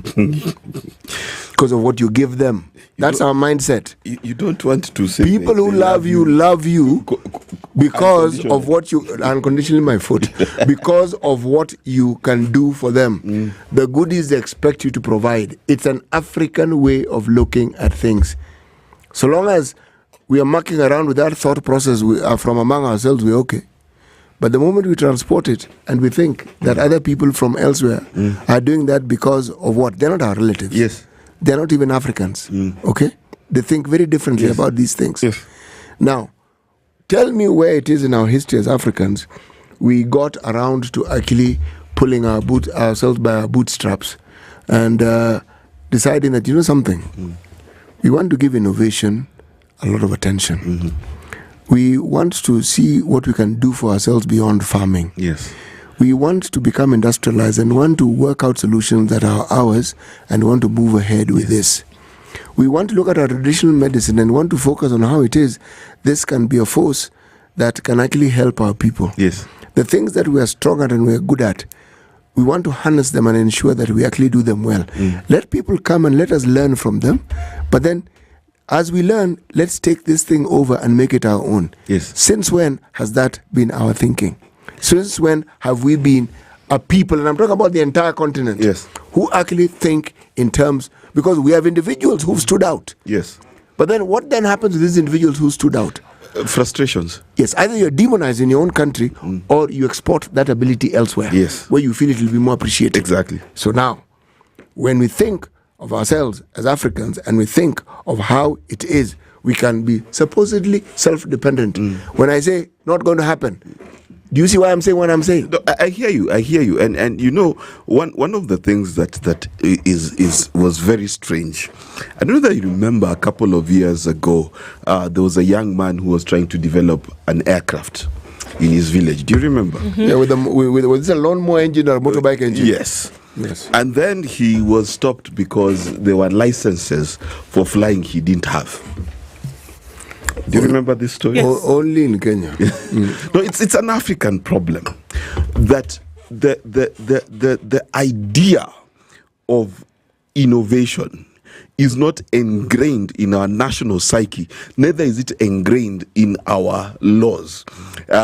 Furthermore, if you go to that same village and you try to bury your relative in a modern way, and you say, Okoh died and we turned him into a diamond. My friend, you'll be told diamond, our collective feat, and you will have to surrender a few goats to the ancestors in the lake to forgive you for such infractions. There is a tendency for us to hold on to status quo as though that provides safety. It is therefore critical that our governments, and I hope they're listening, that when we go to universities and you look at the many papers that engineering students, for example, have written in order to fulfill the requirements of their degree, and they have to come up with an innovation that lies in the library 40 years later, saying in fulfillment of so-and-so's degree. When you go to science fairs for even high schools, where kids come up with very interesting ideas and they die at the trophy allocation, that's where the problem is. When Africa decides that it will once and for all begin to solve its own problems, I sincerely miss Professor Arthur Obel. Because the guy decided, I am going to take this HIV thing head on. He may not have succeeded, but can you imagine if another 40 of them tried? There's something to be said about innovation, and there's something to be said about hurdles. You see, when Du put forth her argument, this is now the sign of someone who's optimistic and someone who believes in her continent and believes in her people, namely Africans, and that they can do these things. Like her, up to that point, I agree, I believe we can. But you see, my belief begins and ends there, because if I'm to go by my lived experience, the love we have for mediocrity, unfortunately, can never allow us to actually move beyond where we actually are. The love for reasoning as to why it is we are where we are, and consistently and constantly blaming it on other people, instead of asking ourselves what it is we actually need to do, that is a guarantee that we will actually not move forward. We will talk about achieving things that we do. And the talking bit we do so well. Oh, we'll even plan it, CT. Yes. We'll even plan. We'll plan, we'll put things We'll together. even write it down. There will be a dossier. It will be put together. It will be signed by very many people. We'll say big words like tripartite. And we'll ratify, and we'll travel and we'll benchmark. We'll do all those things, but we'll never do it. Because then the door is opened, and then the opportunity that we see that comes through the door is taken, and it's used for something else. It's used for everything else except for the thing that it was supposed to do in the first place. What are you telling me? That somebody who was born 50 years ago, where malnutrition was an issue, is 50 today, and we're still dealing with malnutrition in children. Are you kidding me? But, speaking of programs, do you know Botswana? No, wait. As you are like this, it doesn't bother you? It does. It does. Why do we have... and then we talk... People, you want to reach the sky. But the thing that's going to take you to the sky, you've trampled it years ago. What are we doing? And then somebody in his own... Look, Trump is not from Mars. Well, arguments aside... He is an American, and now he's the president, and he's decided, look, this is the way we're going to run things. This is how we are going to run things. Then everybody and their uncle is now shouting. Is it not their country? And did they not go through an electoral process? Is it not their money? And was he not elected? Yeah. Did they not also go through... Is it not the same country that went through the Great Depression? Is it not the same country that went through the crash in just this 21st century? Is it not them? They've gone through several of those. Don't they have... Are they not a sovereign state? They're extremely sovereign. Can they not decide to do what they want to do with their money? They can. Yes. So, like I said, it is possible for two parallel opinions to reside in the mind of man. Whereas I know that it is a detrimental thing that the hundreds of thousands of people who are suffering today as a result of this directive, and it should not be. On this other side, I'm saying, I don't blame the man for doing what he said. We need to wake up. We need to wake up. Sorry, you want to say something, Mark? Just an anecdotal. The program that Botswana implemented for its export of cattle was borrowed wholly from the Republic of Kenya. Just so you know. Well, if we're going to go that route, then why don't we look at the manner in which we manage our dairy industry? Why don't we look at the manner in which we handle the export of tea or coffee, the little businesses that we do? Why don't we look at how it is we began systems that other countries... when people talk about Singapore and how they came here and what they saw and what they did and how that helped them, but it's not a fairy tale. Yes. Okay? But despite the story, there was a determination. Remember, the founding fathers of Singapore and Malaysia just start there. Okay? It wasn't one person. Yeah. Lee was the leader, but there were other like-minded individuals with whom they agreed, and they said, something, we need to do this thing, we need to do it right. Okay? That determination was there in this country at the time we're getting our independence. So what happened? But hold on. That is the question. That's the question. That's the question. Because it is even more painful that if we had it and then don't have it today, where did it actually go? And that is some of the things that we need to start interrogating. Let's take a look at traffic, whereby we talked about yogurt before, didn't we? We talked about frozen yogurt. You talked about frozen yogurt. It's a phenomenon. I participated by listening to you. Well, you know what? I think we should take a traffic break, and I think we should do it with Delamere, because it's going to be an moment. A lot of us probably sitting in traffic this morning and trying to find your way from one spot to another. Let me tell you something. There are fantastic flavors that Delamere is offering us in yogurt this morning, and other mornings as well, that's for sure. So you can imagine that you're sitting in traffic. Is it breakfast on the go? Breakfast on the go with Delamere. I've got the lemon biscuit yogurt. The real lemon biscuit. Biscuit. lemon and biscuit. No, biscuit as in otherwise known as biscuit. Biscuit. Oh, biscuit. Yeah. Biscuit. Okay. Lemon biscuit. I'm telling you, it's actually really, really yummy. Right, and I see that you've got the strawberry over there. No, there's strawberry, and there's another one here. This one I've never seen before. Well, it's called yogurt with real pear caramel. Yes. Exactly. The yogurt bit and so this pear I also know. Pear caramel I'm encountering for the first time. When you taste it, you'll tell us. I, on the other hand, have real vanilla pods. There you go. So it's whether you're stuck in traffic like you might be about to be just now, or you're having a post-workout treat or study work break. Indulge in the moment with Delamere yogurt. It's available in exciting flavors like the strawberry real fruit, vanilla pods, wild berry, choco chips, lemon biscuit like what I have, pineapple coconut, pear caramel, apricot, orange and honey at a store near you. Indulge in your moment with Delamere.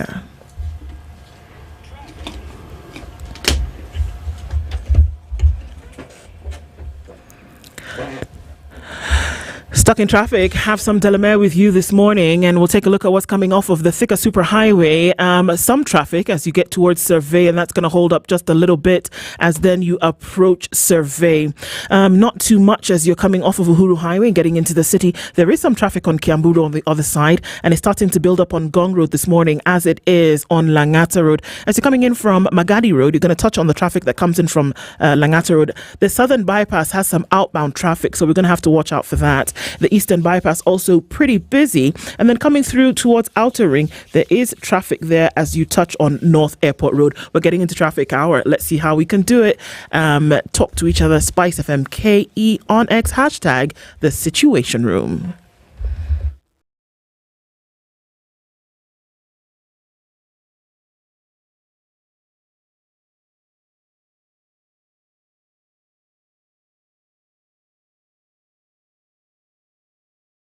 Some days just have you feeling, you know the ones. Very few aha moments. Just moments. Maybe even a few Because how can a day this good feel so meh? But then, you realize your moment of escape is a cup of indulgence away. Delamere. Get lost in rich, creamy, flavorful bliss with every spoonful of Delamere real fruit yogurt. Indulge in the moment.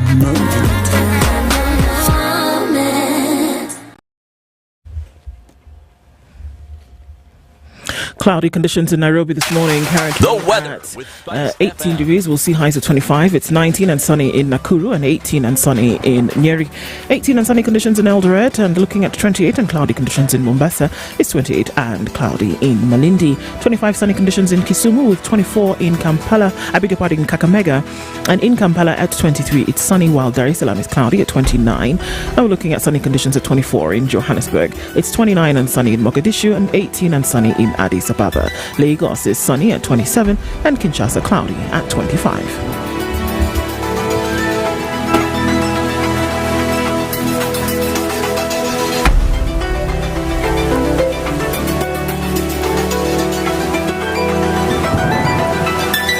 There's something magical about finding the place you call home.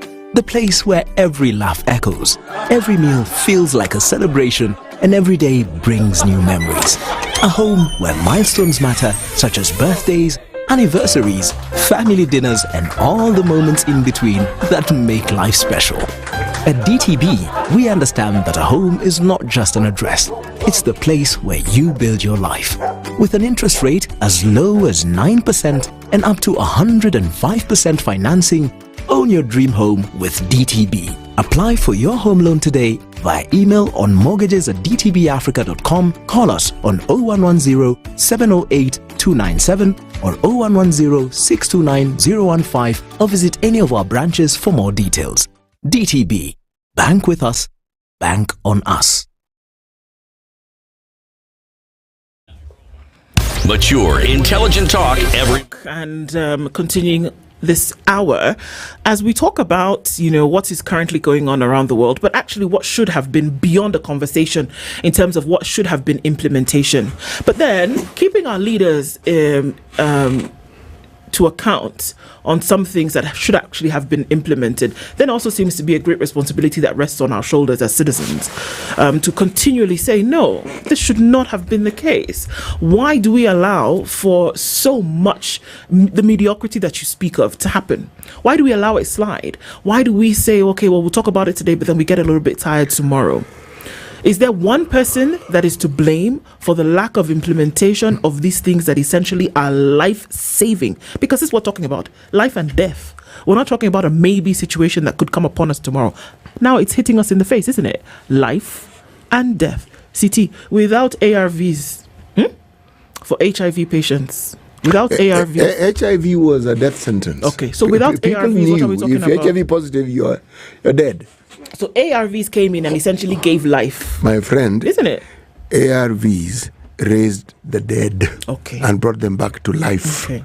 It's as simple as that. And people knew this, isn't it? The practitioners saw it. Okay. To the point where when somebody's HIV positive now, you wouldn't know. No, not only wouldn't you know, the stigma around it has reduced significantly.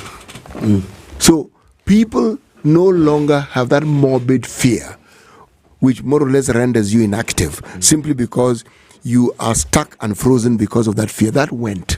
There are those who argue that fear, the going of that fear was also harmful, in that people then got careless. But the truth is this: people are living healthy lives. Partners who are both HIV positive have had children who are HIV negative. People are living productive lives. Before you were told, in 10 years, you gone. Kwisha, ancestor. Okay? Now, ARVs made it possible so that being HIV positive, you're just unwell. You have a disease, okay, that there is no treatment for, but you will continue living. For how long? You will just continue living. Exactly. And this could be the case with every other funded program that we talk about, essentially, is it not? Yes. When we talk about malaria, and we know that it's debilitating in terms of a disease, and that there are children and even older folk who are saved as a result of the malaria, interventions, whether it is mosquito nets, whether it is prophylaxis, whatever the case may be, that is introduced and that people are saved. We depended on them. We depended on funding to buy millions of mosquito nets. Depended on that essentially are life-saving mechanisms against malaria, is it not? A lovely preventative way of dealing with malaria. Absolutely, the treated nets. And so money was coming in, so now we will say, okay, we can't have mosquito nets because that funding no longer exists. Tuberculosis, which is an opportunistic infection that a lot of people then who are HIV positive unfortunately succumb to because of tuberculosis. The TB interventions that were introduced across countries were life-saving, essentially, from screening to then treatment after that. Funded, yet again. Blood donations, whereby you have an accident and somebody needs to make sure that you have the blood that you need. Blood banks were set up, again, with funding. So this is what I'm talking about. We're talking about life and death issues. Life and death. And the importance of it, I want to believe, was actually made known when these programs were introduced. The thing about the funding that is probably not understood, it wasn't just the provision of ARVs, which we didn't pay for. It was free. Okay? There was the medication for opportunistic diseases, meaning when you got funding for a holistic healthcare process. Okay? If an opportunistic disease pops its head, there was medication to deal with it. But it went further. There were people, institutions who then determined, look, if somebody's health and life has been hampered and has been interfered with phenomenally with this disease, how do you then lift them out of the poverty that is staring at them? Why do I say poverty? In the early days, what people will do, they spent everything they had, sold cows, sold land, went and saw witch doctors to try and cure the disease. People would look for ways and means of ensuring that communities and individuals within communities got back their livelihood and were able to get on with their lives. There are people without this particular attention to healthcare would have not just been dead, their families would have been dissipated. I know for a fact, because I heard many testimonies of people I worked with who would tell you point blank that if it wasn't for this program, nobody would have employed me. Because people who are HIV positive were employed. Right. Specific.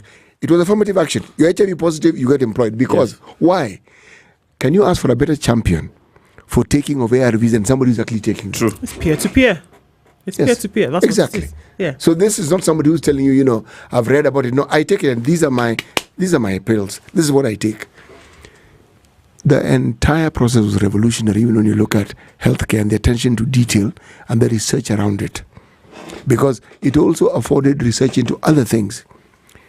When HIV was latent in your system and that lived with you for a long time, remember these are live organisms. Yes. When I say lived, they're living with you. What then happens if you're not treated? What other diseases catch up with you? Yeah. Dementia was one of them. People are going to what you now call stage 4. Your mind goes. And you wouldn't notice it immediately, but it's how someone forgets, how they handle. I'm simply saying the entire process prepared this particular country for COVID. So when COVID came about, we had a huge body of people who are what you call community healthcare workers. Yes. We already had them, trained in a specific field. But also, our labs were able to understand how to deal with certain pathogens. True. Our medical care processes, and because the attention to detail that you require, because when someone is on ARVs, it's not an aspirin you take. No. You have to follow up. Somebody may react adversely to it. You have to ensure that they've got the right ARV. There were so many things that happened, and all these things really boosted the healthcare processes in this country, so that our whole outlook and our whole uptake on healthcare changed phenomenally as a result of this. I have to ask, because there's so many layers to this conversation, because yes, and I can see the many comments that are coming here. We talk about lamenting on a particular thing, in some case maybe even pontificating an issue and glorifying it, but then what are we saying in terms of what actually needs to be done? So you may not be in the position whereby you say, well, I'm the one who sits in the office, I'm the policy maker, or I'm the implementer, or whatever the case may be, you are involved, and that's why we have to insist on citizen-centric governance. You insist on it.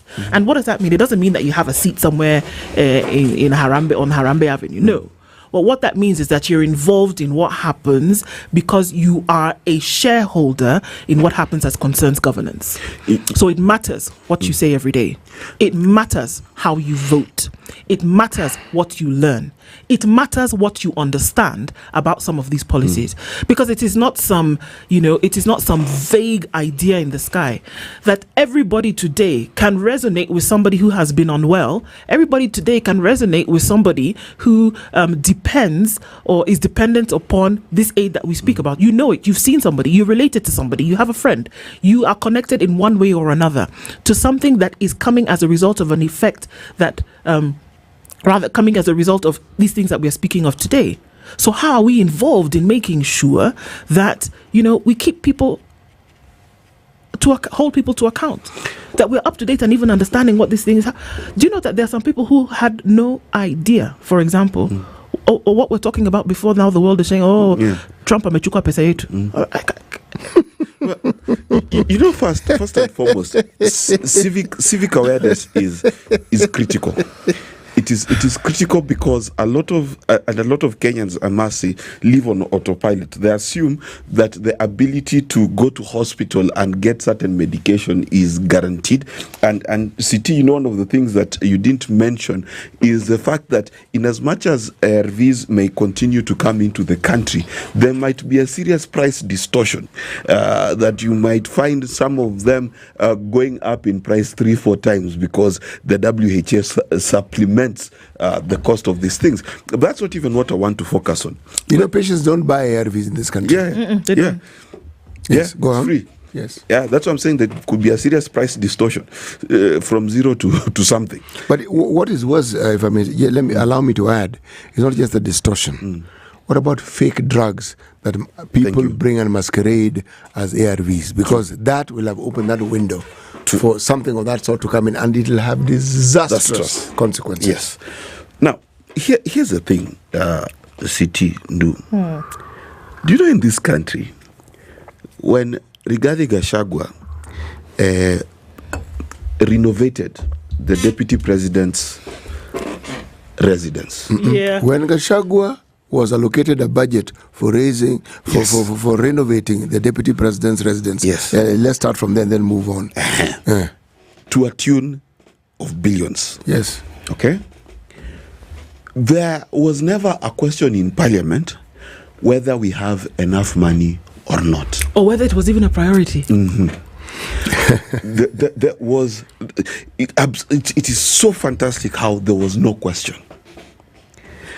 When we get facelifts for ministers' offices, State House, etc., there is never, ever, ever, ever the question of how are we going to raise these funds? Do we have the money? Can you call the minister in charge of finance and the treasury and tell him to plan, to project, to do all of those things so that we can do this in 5 years' time? It never happens. However, when our kids need to go to school, we are looking for funding. When people need treatment for HIV and AIDS, we are looking for funding. When we need to change a system from one that is working to one that we imagine is better, my friend, you said a pretty penny is what? How much? But the pretty penny trust it's 104 billion. Yeah, that was the pretty penny. That's exchange rate. So 104 billion is not an issue at all. 104,000 millions was not an issue. The problem is this, and this is what Kenyans need to understand. You need to know how to vote, yes. But the thing and the reason you vote for most is the allocation of resources in projects and things that affect your daily life. So you must ask yourself, when your politician finds it easy to spend some money and finds it hard to spend other money, you must then know exactly how to vote. You have to. You have to. You know, there's a discussion that sometimes is difficult to have because we perhaps don't know exactly what we need to do. And that's where the subject of leadership comes in. Indeed. Because we keep talking about having or holding our leaders to account. And some people wonder, what do we do? Do we demonstrate? Do we throw rocks at them when they're passing by? What do put a placard up in the road every day? Do we boycott their meetings? What do we do? Most of our local leaders are our village mates. You know them. But that's why we elected them, because we know them. And we know their relatives. And we know where they come from. We know their children. Some are even our relatives.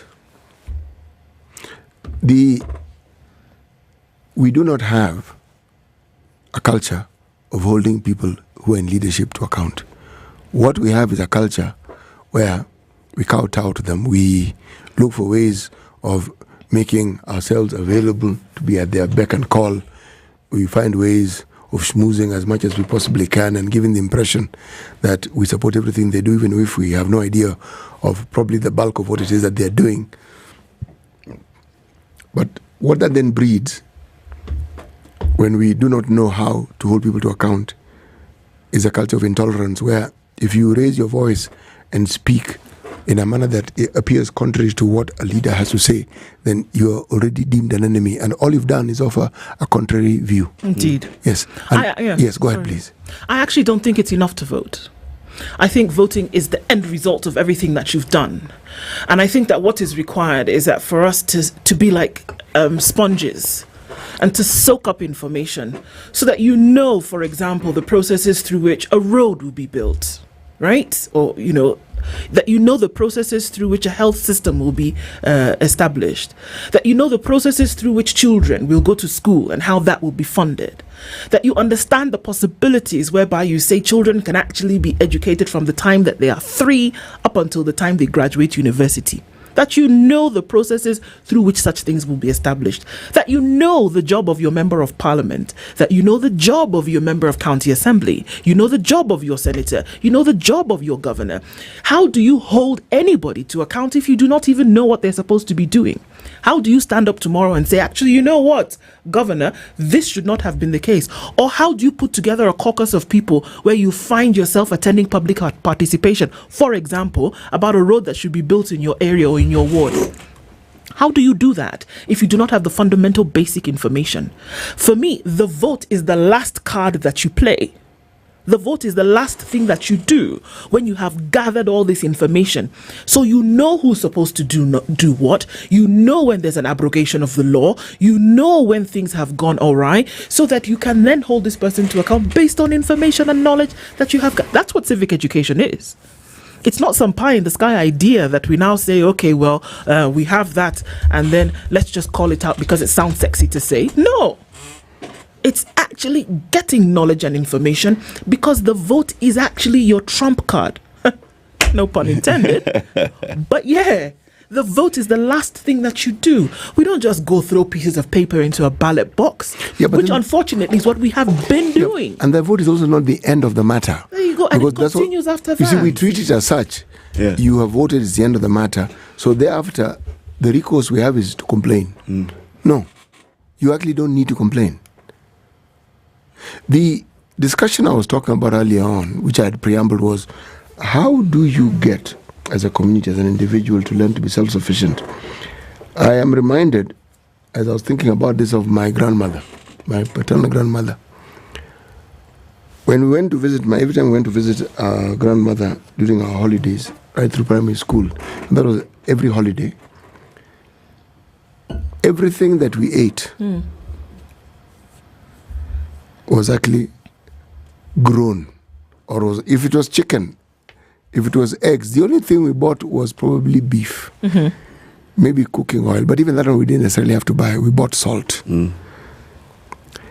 Every evening you'd be told, go to that garden patch over there and get vegetables. And the vegetables were not just the vegetables for the day.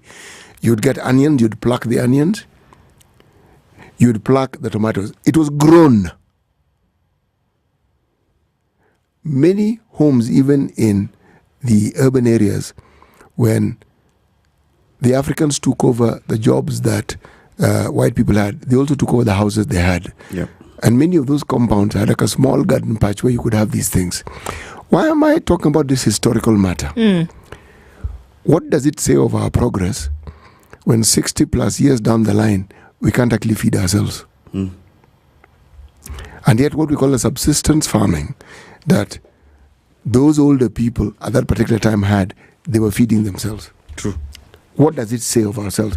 What is the use of skyscrapers? What is the use of all these things we keep talking about when something as fundamental as feeding ourselves is something we are unable to do?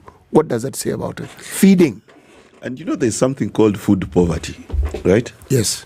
And the problem with Africa is we've actually become food poor as time went by. Yes. Yet 100 years ago, 200 years ago, we had food surpluses. What are you saying? We had the 100 is far. Guys, where do you think the idea of barns came from? Yes. The idea of barns is not a European idea. Yeah. It is not. Where did barns come from? Africa. Where did the idea excess. of excess food? Yes. When you see things today that people are using to shout about and talk about barbecue, where did it come from? Yes. Because people smoked their meat and kept it because there was excess.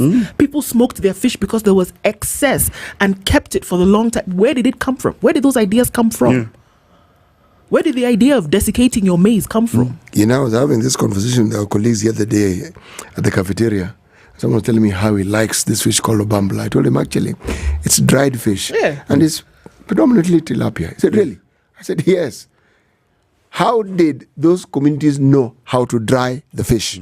So that it lasted and lasted and lasted. Everything you say, how did they know that when you have grain, you dry it first before storing it? Yeah. And if you look at the barns were raised. They're never on the ground. Above. To avoid, so these damping and so forth. We knew them, but my question remains: what happened? Actually, what continues to happen? What continues to happen? What continues to be our focus And what is it that diverted our attention from fundamentals when we then acquired this white man's education and their language? We took what happened? And tossed ours out the proverbial window.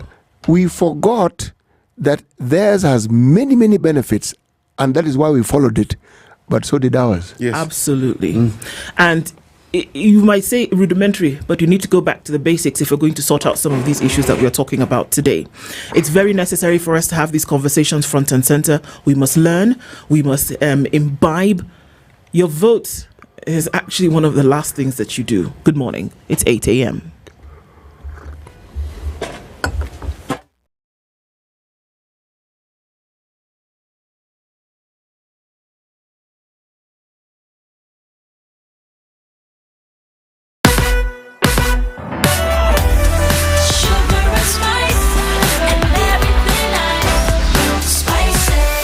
Spice up your life. Good morning. This is the News Wire. I'm Leah Ubaga. Retired President Uhuru Kenyatta is expected to deliver a statement today detailing the steps taken to resolve the conflict in the Democratic Republic of Congo that has led to fighting and bloodshed. Kenyatta, who is leading the Nairobi peace talks, will deliver his statement just days after the M23 rebels ceased fighting in the Democratic Republic of Congo. In previous meetings, Kenyatta managed to bring together the conflicting parties, including representatives of the M23 and the DRC government in Nairobi, as well as they had another meeting in Luanda in Angola and South Africa. Wengine wale ambao wanasema wanataka kujumuishwa kwa jeshi wajue ya kwamba kuna ratiba ile ambayo itafuatiliwa ya kuandika wanajeshi. Hii ni jukumu letu sisi zote kama wana Afrika Mashariki kuhakikisha ya kwamba tumepata amani, na amani ya kudumu ni kusema tuko na amani katika Congo. To the communique, you saw that they're all committed to release what we call child soldiers, and at the same time they're all ready to continue participating to the PDDRCS program, which is a program of disarmament. The battle to remove Chief Justice Martha Koome from office has taken a fresh twist as the Judicial Service Commission formally directed her to respond to a petition filed by city lawyer Christopher Rozana. The petition stems from a controversial decision involving senior counsel Ahmed Nasir Abdullahi. A letter from Winfried Mokaya, the JS Secretary and Judiciary Chief Registrar, confirms that Chief Justice Martha Koome has been granted time to file her response to the petition. The petition, originally lodged by Rozana on August 2024, was presented before the Commission for deliberation on January 24th this year. Following discussions, the JSC decided to formally request Koome's response to the allegations. Attorney General Dorcas Oduor has dismissed claims of a contractual dispute over the delay in the formation of the IEBC. Speaking in Kisumu, Oduor explained that plans to form the commission by appointing commissioners and a new IBC chairman were stayed by the court, and that as a result it is proceeding as legally required. The committee that is supposed to appoint the IBC commissioners was appointed last week. They've already advertised, and the advert has a time limit. When you talk about urgency, depends on what you're talking about. I think the government is committed to have the IBC reconstituted and operationalized as soon as possible, and you have seen from the action of the government. Immediately there was a court case that stayed the act of the action of the president from gazetting the committee that was going to appoint IEBC commissioners. Immediately that stay was uplifted. We went ahead and gazetted the committee. The committee has already advertised. I hope you have applied so that you be part of it, because you cannot always complain when you are outside. Oduor indicated that her office would oversee the activities of a special committee to consider applications for presidential pardons from prisoners. The Attorney General is the chair of the Committee of Mercy. And the Committee of Mercy is the committee that processes citizens that have been detained for a long time or not for a long time that seek presidential pardon. As you know, under the Constitution, the president can pardon anybody for any offense. For him to pardon you, there must be a committee that processes you. So up to now, that committee has been housed in Nairobi. It is our view that that committee must be decentralized so that everybody in Kenya and every part of Kenya is able to access those services. Because we all know that we have people who have been detained for a long time, and rightly so, but you cannot stay in custody forever. And finally, a man who was arrested in Homa Bay County for allegedly killing his 7-year-old daughter by forcing her to drink a liter of petrol will today be arraigned in court. The suspect, who had been on the run since Monday evening, surrendered himself at Homa Bay Police Station, leading to his arrest. The body of the victim had been buried after the tragic incident, but authorities later ordered for her body to be exhumed and transferred to Manyata Kobodo Mortuary for a post-mortem examination. Homa Bay County Commissioner Moses Lelan confirmed the incident, vowing to investigate all murder cases reported in the county over the past week. That's the news wire. I'm Leah Ubag.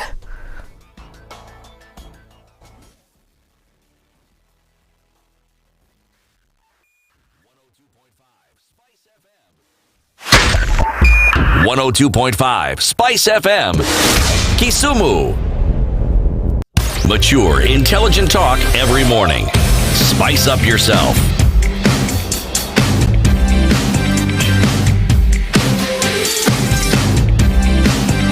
Mornings done right. 94. 5 minutes after 8 o'clock into Kenya's biggest conversations, third hour today. And as we get into an impact conversation this hour, good to have you on our live streams on YouTube, Facebook, and on X. And as we continue that this morning, our audience is on KTN as well. Karibuni Sana, continuing with that. I want to buy a house. Well, you can. One, you need to get rid of your fear. You shouldn't be afraid. Don't assume that because you know how much you earn, you think you can't buy a house. You can actually. And when you want to do something that you think you can't, it's often useful to talk to people who are in that business and who've done it before. And Diamond Trust Bank are saying, look, we are those people. These people who can make certain things possible, like buying a house.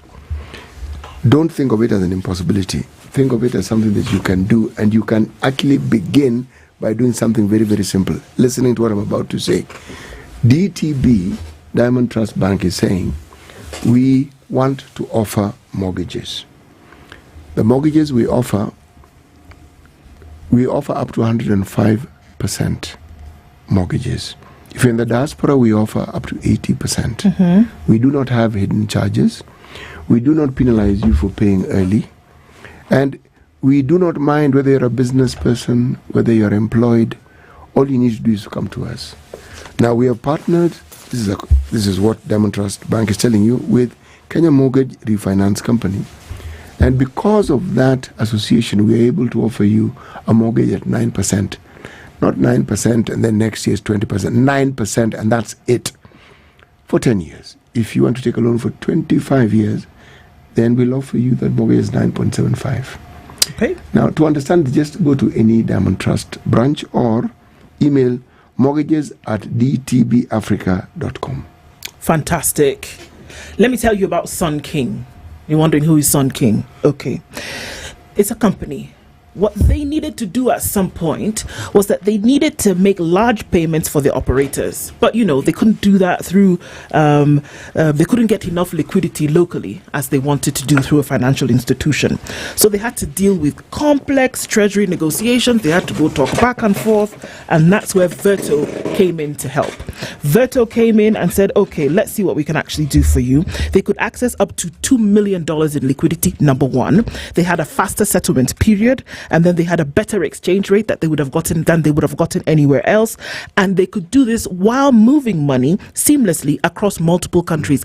Up to 190 countries this gives you the opportunity to do. There were no hidden fees. There were no delays. So whether you're paying internationally from your business to another business, or paying your suppliers, or whether you're managing your treasury, or handling payments for your customers globally, Verto has got you covered. It gives you the tools to send and receive money across these 190 countries and in 49 different currencies with competitive exchange rates, and it saves you time and money. You get all this plus the added peace of mind with secure transactions. So You can simplify your global payments today. What you need to do is get more information on www.vertofx.com and sign up now and make it just so much easier for you to operate your business. All right. The Tujajiri program under the KCB Foundation has changed many, many lives. And it has happened to counter what we've seen, where 1 million job seekers get into society every year. And sadly, not all of them are skilled. And there is a gap then when they're trying to enter into the job market. And we've been talking about this for some time, but we're going to open this up just a little bit more this morning. And that forms a conversation for this hour. Joining us in the studio this morning, we have two guests, and one of them is Betty Kianu, who is a KCB Foundation Tujajiri program participant. Betty, good morning. Good morning. How are you doing? I'm doing well. Karibu sana. Asante. And Bernard Baraza is a program manager with the KCB Foundation and he's also here. Bernard, good morning. Morning. How are you? Very well. Yeah. Karibu sana. Asante sana. Well, so we'll be talking about some of these and we'll be essentially looking at the impact of the foundation program and what it has done for many people around the country and what they've been gotten into. But let's start today with us welcoming you properly.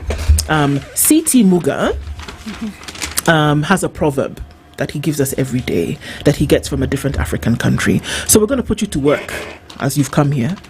So he's going to tell us what the proverb is, and both of you will let us know how you would, what that proverb means to you, and how you would essentially translate it. Okay? Okay. All right. Yes, our proverbs for this week come from the Republic of Djibouti, whose capital city is Djibouti City. Okay? Mm-hmm. A lovely population of around 1 million people. 1 million. Horn of Africa. Yes. Right at the tip. Not at the top. Tip. The eastern tip of Africa. It's a very interesting country. Have you ever heard of this intergovernmental authority on development called IGAD? IGAD, yes. It's headquartered in Djibouti. Now the proverb. These Djiboutians are very interesting proverbs. And this one is just as interesting as the ones we've said before. Clouds do not always mean rain, but smoke is a sure sign of fire. Okay, I think this repeat. Mm-hmm. Yes, it resonates. So let me repeat, and this time laugh louder.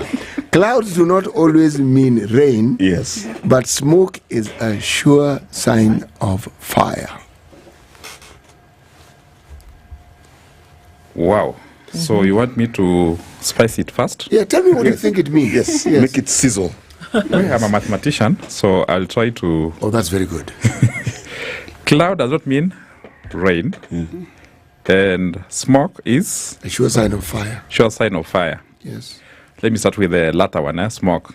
I think whenever you see smoke, there's fire. Whenever you see some habits or things that...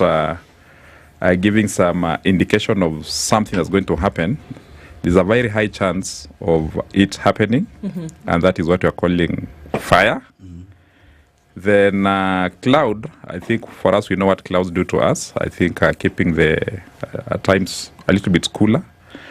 And at times when you see cloud, and especially in a dry season or we're going to long rain season, we'll see rain's going to come, but that doesn't mean that it's going to rain. So it means that, you might be having something, anticipating something good. It doesn't necessarily mean that's going to happen. That's my little interpretation. Okay. It's a good interpretation. It's a good one. Thank you. What about you, Betty? Yeah, so for me, I'll talk about it in food perspective. You know, I'm a foodie. So a lot of time you will go to, you just see some food and you probably think that food is so sweet, just with the look of it. That is in terms of the cloud doesn't bring, it's not an assurance of rain. So you may look at food, it looks appealing, but when you taste it, it's not tasty. You're right. There's some bananas that are very yellow. And when you eat them, you're wondering where they plastic. And there are some bananas which are green. And then you eat them, they are delicious. Same to mangoes. Same with mangoes. Yes. Yeah. So I will look at it at that perspective, and of course, where there is smoke, there is fire. So indeed. Yeah. All right. So I mean, it's great from both of you. Are we closer to what you are looking for? Well, oh yes, most definitely. The thing about the interpretation, remember we asked for your interpretation. Your interpretation is yours. It can't be wrong. Yeah. Okay. But he said he's a mathematician. So I thought he's going to say if clouds are equal to rain, then smoke is equal to fire. Yes. All right. It's not equal to, it's equal to fire. Yeah. But your interpretation was good. Okay, thank you. You're fine. Yeah. 1,000 points to you. Do with that. Believe me, when you talk about a proverb and you ask someone to give the interpretation, we listen very carefully what you want to say, because that's what it means to you. Even if you had told us, well, the way I see smoke is a hyena in the sky, and then when I'm seeing fire, I'm actually seeing a crocodile in the water, I would have said fine.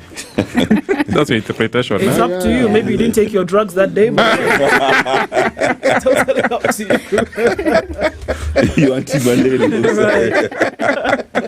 So, we're looking at impact today, definitely. Of course, we've talked with a number of folks over the last weeks about the KCB Tujejiri program, the KCB Foundation Tujejiri program. So we're going to start off with you, Betty. Okay. I mean, obviously, you're a participant in the program and what you have been through. We just wanted to get a little bit of your journey, where you started off from, and how you get to the place whereby, you start off and then wearing a chef's hat at the end of the day. So tell us how you got into this in the first place. Okay, the journey began with just checking an SMS from someone's WhatsApp, the beauty about the WhatsApp of today. And KCB Foundation advertised, and they needed some youths to mentor some youth to become self-employed, and for them that want to be employed, they get employment. And so I took a step and I registered, and then I waited for interview, and then we were gone for an interview where we were about 10,000 interviewees. 10,000? Yes, because the opportunity was good. They were taking us to Boma Hotel for training. Boma International College, for training. And so for that, for me, it is tuned out. It's a good place to study and to get, especially for me that wanted to do food production. And so I applied and I got shortlisted, and then later I got the opportunity to study food production. And then I studied for some months, and then we were allowed to go for internship. But because I've been doing this for some time, I requested to be given a chance to do the internship in my business. And so step by step they've been helping, and I've been able to get the far that I am. So because personally I'm self-employed. Tell us a little bit about your business. This business of yours, what does it do? So Betty is a caterer. I offer catering services within Nairobi and outside Nairobi. So if you're having an event, a baby shower, like right now, we are nearing the Valentine. If you want some nice foods for your family or for your boyfriend, for them, or girlfriend, I do corporate lunches and corporate events too, and that's what I do. I normally do. My numbers, I can work from as low as 2 people to a capacity of 1,000 people. Wow. Yes, catering for the services courtesy of KCB Foundation. This is very good. Now, the cuisine. Yes. Do you specialize in anything? Because early on in the morning we were discussing some foods here. Some I would not wish to even think of. But grass cutters. Yes. So the name of my business is called the Rainbow Plate. Rainbow Plate. Yes. So when you think about the rainbow, what? Okay, let me ask you a question. So allow me to ask you a question. Don't limit yourself to one. Ask me many questions. Yeah. Yes. So when you think about the rainbow, what does it come in your mind? Many colors. Yes. And so colors in food represent health. So for me, I am advocating for healthy eating. So not just food, but healthy food. Well done food. So what you present or what you work with is healthy food. Healthy food. I'm apprehensive. Whenever people talk about healthy food, what comes to mind is tasteless food. Bland food. Bland food which is not appetizing tasteless. at all. But this is my ignorance speaking. Yeah, yes, that's you are not the true. expert. You know, they took us to school and they taught us how to spice the food to make it taste better. Because food, it's all about the taste, the flavor, and the texture. So there's a way I can just make that nyanya that you feel like it will be bland taste better. But just working on it. Well, that's wonderful news. Those of us who are told to eat healthy would definitely like to sample. So I have two questions for you. Number one, what was the transformation before your business? How many staff did you have? What was your capacity? And then what did you gain? What really was the game changer that KCB gave you? What was the aha moment for your business? The game changer for me, it's my in my business journey. Many times you would meet someone and you know how to cook, yes, but now they are looking for professionalism. So one of the things that we were taught is how I'm supposed to brand myself, how I'm supposed to plate that food so that it will look appealing. You know, you can cook food, it is so good, it's so tasty, but you don't know how to present it to the guest. And then number two, you're given food and then you're not sure of the allergic reaction, the allergies that a guest can obtain an allergy. What ingredients in the food that people might be allergic to? Yes. Those reactions. So when you go there, you're taught the whole idea of not only the preparation of food, but also having the customer in the mind. What's their motive when they came to you? Their need, that's the underlying need. They wanted some nice food, and then at the same time they are careful about their health, and then at the same time they are careful about how you're going to present them. Because one thing I have mastered in our industries, because is some people just want to eat food, other people want to eat let me call it fine dining. So when we went to Boma, it was more of fine dining activity. So you mastered that. I mastered the fine dining art. So this is interesting, but the aspect is that you already had, foundation. Yes. Right? So this was essentially tweaking some things for you and then being able to improve on certain skills that you may already have had. Yes, and it helped me get confidence. Like, I am confident that, if any guest from nowhere approaches me, then I'm able to prepare a menu and then plan it and also deliver in time. Yes. Okay. So then to you, Bernard, as we come, obviously, we've spoken to a number of people, and even as we continue, spoken to a number of people who've gone through the program. So from what we understand, you're dealing with some folks who may be unskilled completely, or other folks who have a certain level of skill, but then want to be able to up the skill factor. How exactly has that been? Thanks. True. KCB Foundation, we have a Judicial program, and there are two pathways in terms of skilling. One, the ones who don't have any skill. I'm done with either class 8 or 4th form or anywhere along the line. I aspire to do something. I have no skill, so we're calling them skillers. That's where we also recruit that particular pathway, take you to school, mainly TVETs within the country, then get these particular skills for a period of around 6 months. Then after that,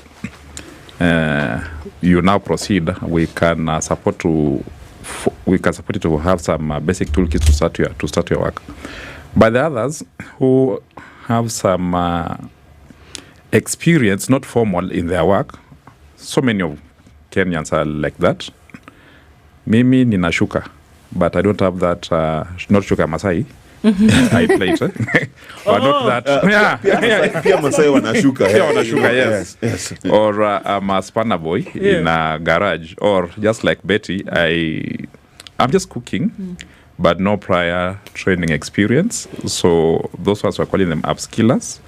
Then we also take you to school so that you advance in the skill you do it, as she's correctly put it. You understand the art and science of doing what you are doing and present yourself in a better way so that at least you're able to at least improve your business because you already have prior experience. So just polishing it up so that it becomes professional enough and you grow from there. So besides technical training, also we also support you think like an entrepreneur or like a business person, taking you through business development skills so that you're able to keep your record, comply, then how do you access finance, how do you expand your business, how to talk to your customers, how do you market your business, all those things, yes. So those two things, the pathways in terms of the program, the skilling one, the one who doesn't have any prior experience, prior training in the area they aspire is just in their heart. The second one is the one who has some experience, but not very professional experience, just hands-on experience, and we take you through that polishing up all your experience and get your certification so that you're able to do things professionally, just like Betty has said. You know, that's quite interesting. So let's take this a bit practical, right? So tell me, what would you give as a meal for CT, since what we were offering him in the morning was totally unpalatable to him? What would you have offered him before your training, and what would you offer him after in terms of the health benefit? Because I'm sure people are listening and they said you can serve even 2 people. So someone is thinking, CT is coming for lunch today. You know, what would you have offered before training? What would you offer now? So before training, I will just go to the butcher, just pick a beef and buy some greens over there and throw them in the rice and then throw the motor and then I serve. So but now I know the first thing I'll start with setting the table. So because I want to give that person an experience, so just set the table. Then after that I'll go to the kitchen. So I'll do a starter package for my guests. Yes, after that I'll give them a main course. Wait, what is a starter package? Oh, for me... We've never had to start at lunch. We just lunch. Yes, something to appetize you, you know, like to prepare you for the main course. But I thought by coming there I was already prepared to eat. Do I need further preparation? I need to entice you more because I want you to have an experience. Okay. Yes. So I'll give you a starter. So I'll maybe do a soup. Maybe if you're a vegetarian, I'll do you a vegetable soup. Do I look to you like a vegetarian? Yes, those kind of clothes look like vegetables. Chicken broth.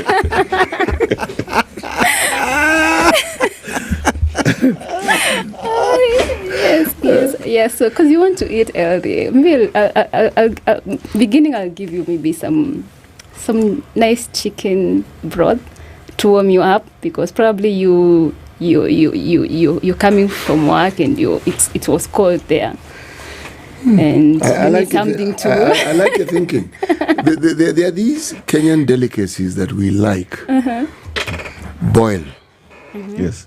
Kenyan delicacy. Boiled food can be good. Tumbukiza. Kenyan delicacy. Tumbukiza, it's a good thing if it's done nicely. So you can garnish it with some herbs and spice it a little. You know, there's that Kenyan mentality that people, whenever you're cooking for someone, and they say, and by the way, I don't take spices. Have you, Yes, I've come across people who say that. Some of them, their palate is unaccustomed to spices, or they've never seen the need to understand spices, some probably react to it adversely. So that's why they avoid it. No, it's just an ignorance. Just because you find somebody saying we don't take spices, and you just say I don't take. It means they've never taken spices, so they don't know. Yeah, they don't know. So for me, I take through a journey, because some herbs are not spices. They are not like the so-called spices, because you know what Kenyans speak about when they say spices. They're thinking that this thing is going to enhance me some acidity and all those things. But most of the spices and herbs are very medicinal. They're medicinal. Yes. Apparently, they are health in your house. So you can definitely see there's a shift. You know, there was kabif, skuma, and some rice.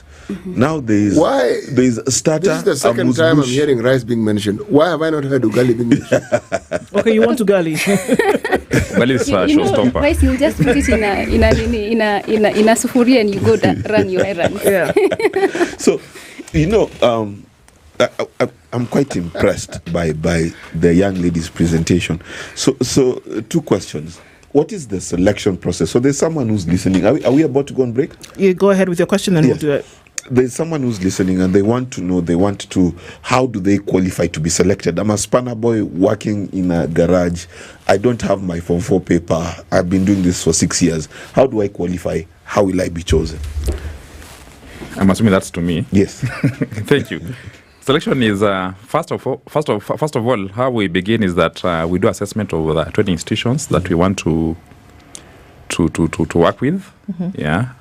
Then thereafter, after understanding the capacity and the courses they offer, we now declare vacancies in those particular institutions, because there is a cap within which they operate. Then after declaring vacancies, the next thing is that we do prepare collaterals, or we prepare public materials which can be accessed publicly, either through website, through WhatsApp, other social media.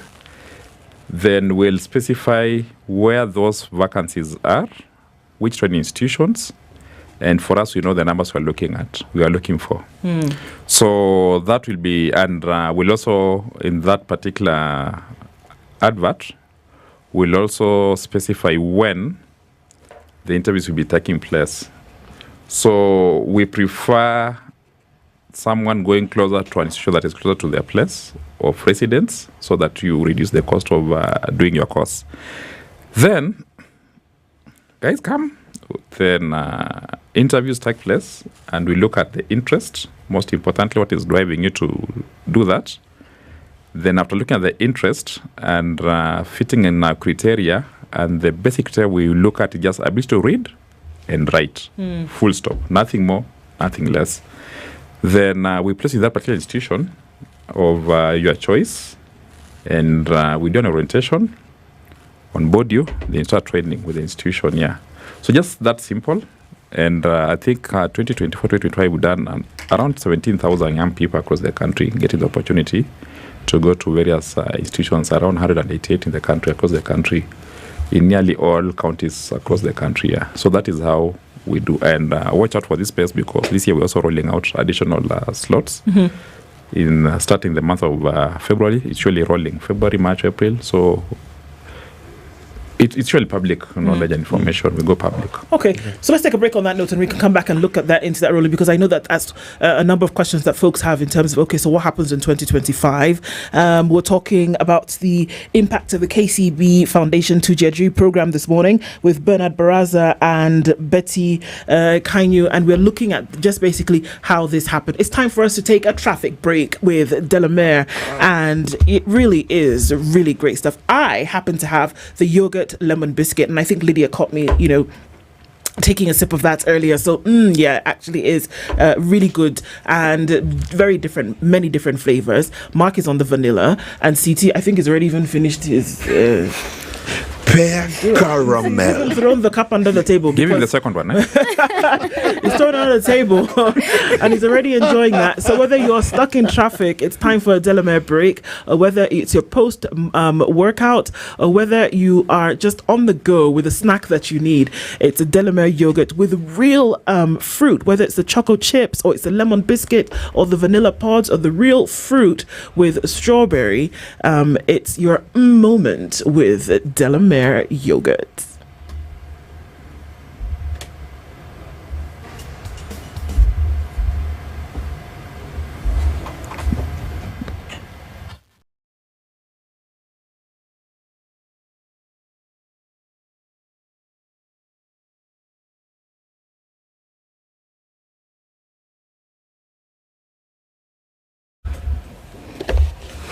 So you might be stuck in traffic this morning with Delamere, but that's a good companion to have with you, especially what's happening on the southern bypass this morning. Inbound traffic heavily affected with bumper to bumper all the way from the interchange that's coming off of right around the police headquarters. So it's just getting that news and information this morning that there has been an accident on the southern bypass. So if you can avoid it, we need you to do that.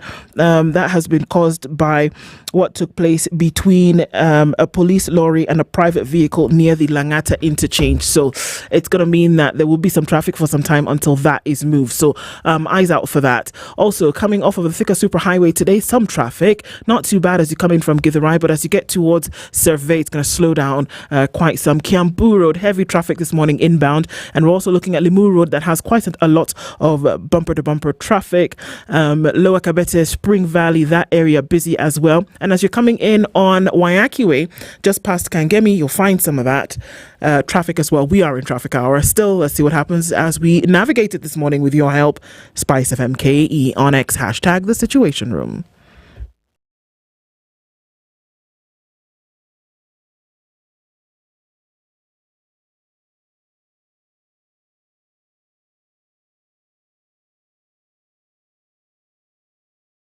Some days just have you feeling, you know the ones. Very few aha moments. Just moments. Maybe even a few Because how can a day this good feel so meh? But then, you realize your moment of escape is a cup of indulgence away.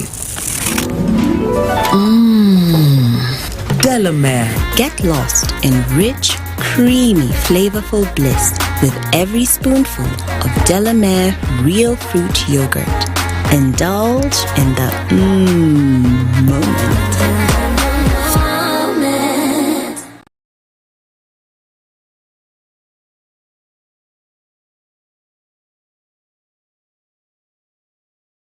There's something magical about finding the place you call home. The place where every laugh echoes, every meal feels like a celebration, and every day brings new memories. A home where milestones matter, such as birthdays, anniversaries, family dinners, and all the moments in between that make life special. At DTB, we understand that a home is not just an address. It's the place where you build your life. With an interest rate as low as 9% and up to 105% financing, own your dream home with DTB. Apply for your home loan today via email on mortgages@dtbafrica.com, call us on 0110 708 297 or... Are you a young person looking to unlock your potential? Are you ready to take the future in your hands? If so, then listen up. KCB to Jejiri is the plan. It's designed to empower young people like you, develop skills and knowledge you need to succeed in life. KCB to Jejiri combines vocational skills training, business development training, access to finance and business mentorship, preparing youth for jobs, entrepreneurship and wealth creation. Don't be left out. Visit kcbgroup.com/. 16 degrees and sunny conditions in Nairobi, 16 and sunny in Nakuru, highs of 29, and 15 and sunny in Nyeri, going to highs of 28. It's sunny at 16 in Eldoret with highs of 27. Now we're looking at sunny conditions going into Mombasa at 26 with highs of 32. We'll see highs of 31 in a partly sunny Malindi at 26. Kisumu at 20 is sunny, while Kakamega at 20 is sunny as well. It's a foggy morning in Kampala at 20, and in Dar es Salaam it's cloudy at 27. Johannesburg Johannesburg at 20 is sunny, while in Mogadishu at 28 sunny conditions, 15 and sunny in Addis Ababa, while at 27 Lagos is clear, and 25 it's cloudy in Kinshasa.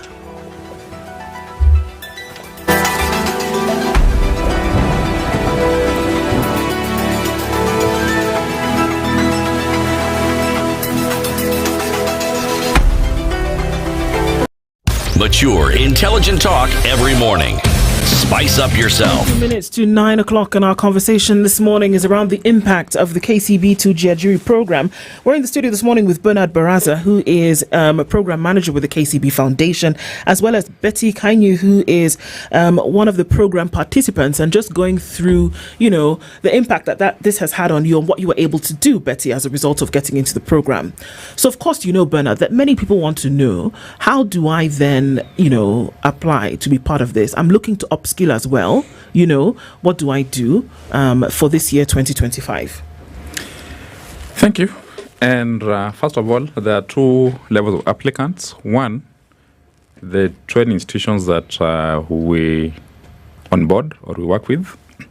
We have a partnership manager, Teddy Oracha, who deals with that, and also the training team.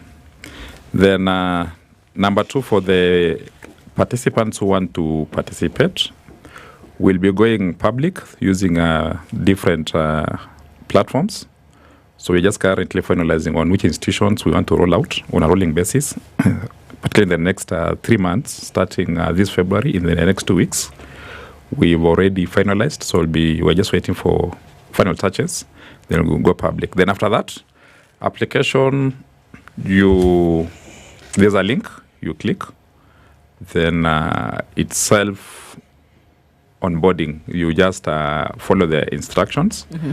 Then those ones who can't, through our nearest KCB bank branches, you can drop your application there. We'll consolidate those particular applications.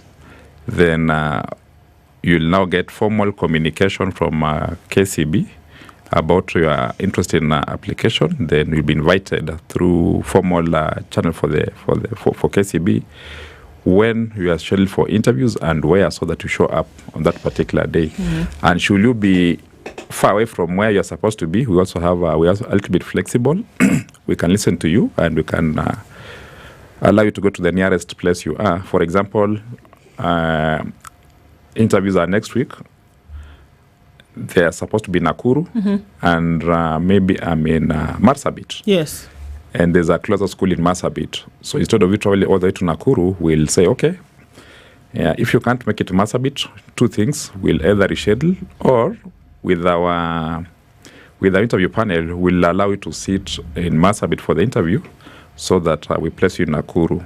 I think that's a little bit of flexibility for the young people, because we know wako hapa na kule, and they have a lot of things that doing along the line here. So watch this space.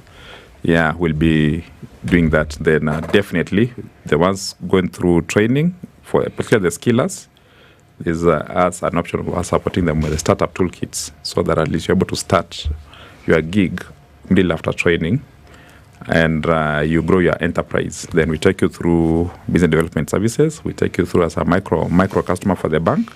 Then you grow you, so that in the next 50 years we are seeing as a huge corporate, just like what you envisioned for Betty. Mm-hmm. And she never told you at some point her business got burnt. Mm-hmm. That was the lowest moment in mm-hmm. of her life, when we had to walk her through that particular process. Yes. Mm-hmm. So once you're with us, we don't touch and go, but we want to work with you in the long run, many, many years to come. Tell us about that, actually, Betty, and essentially what happened, because it allows us to see a broader picture. What happened? She literally did not tell us about the smoke. The smoke. Yes. And how many people she's employing? She's employed the gigs. I mean, quite a number. It's quite a big story here, and you're being humble. Spice it up. When sometimes when smoke comes through, sometimes you get panic attacks, because you don't know what will happen next. And it happened in my business sometimes back in last year in December. And fire came from the neighborhood, and my whole sitting area was burnt.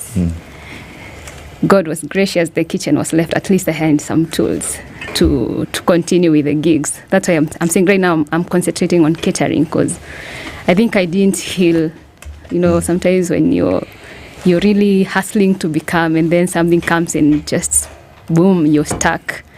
And that time, okay, they later talked to us about insurance, the beauty of having people that can work with you and the ability for them to guide us on what you need to do. So even as I look forward to having a next hotel, at least I got some things, I got an idea of the things that I need to do. So my business burned, but of course my skills are there. So how long ago was this? December. 2023. 2023. Oh, 23. Yeah, 2024. Yes, Yeah, me too. Yes. I was going to go into a way moment for you. Yeah, so, but it was a whole shift of things. Sometimes things happen, bad things happen, but sometimes they come to push you to higher milestones. They broaden your mind. And so I couldn't just sit there and lament on what has happened. So I sat down and thought, okay, then I can cook for someone in their house. And I started doing house calls, and I started marketing online. I am in social media. When you go to the Facebook, the Instagram, you'll find the rainbow plate. You'll see what I do. Yeah. So, and the beauty with our industry, the moment you taste the food, then I think you become my marketer. Yeah. So that's the beauty with my industry. If my services are good, you will keep talking about it, and then you're able to retain the clients. And that's how I am moving. So for me, the fire happened, but I think I almost forgot about it because I am not looking at the fire that is back in 2023, but I'm looking at the future where I want to see the rainbow plate go in the next 5 years. And they are really supporting us, especially me. These are the people that KCB, especially the KCB Foundation, I work with them every step. Like, if I want something, I definitely tell them this is what I do. So, like, when I was, allow me to say this, in the midst of learning, I also did something. I hosted an event to bring entrepreneurs together, and in August last year, and I talked to them, and they told me, Betty, you can do it, and they facilitated me with the information, and they came through for me in so much thing. And so, and I was able to bring together 250 business people just to come, network, and challenge each other. And it's not something that I could have done if I don't have a community of people that believes in me. And so for me, they're doing a good job. And I look forward to, of course, working with them. You don't leave me. You've not left me, and I think I love what they do. And the aspect of, if you're also banking with them, because I bank with KCB. So it becomes easy when you walk somebody in the journey, they are able to see today your revenue is 10,000, and then tomorrow your revenue is 50,000, your revenue is 100,000, millions, like that. So the life becomes easy. Because especially for us, the young people, we don't have collaterals when you're beginning business. We don't have collaterals. And if you're not privileged to come from a very good family, that you can get some capital to help you run your business, then you are not lucky to do business in this country. So it's only God and getting an encounter with such an organization like KCB Foundation that can help you to push you further. So for them being there with me, helping me to know how to register, they helped me apparently register my business, helping you register your business, pushing you to get the teams and all those stuff. So the journey becomes easy. And when you get something for the corporates, because I also do corporate catering, sometimes when you get a gig and you don't have money, they're the right people that I run to. And of course, they with continuous banking, you're able even to access some mobile loans that facilitate you. Because now it is about you and your journey and maybe the bank where you bank your income, that can really help you when you're running a business. Sure. Yeah. City, I have gone to the Rainbow Plate KE, and I can confirm I have seen mbuzi being slaughtered. Roasted nicely. Did you see ugali? Yes. Okay. I have seen some duba, but I've also seen chicken. I have seen fish being grilled in a grill. So, City, I want to assure you, you are okay.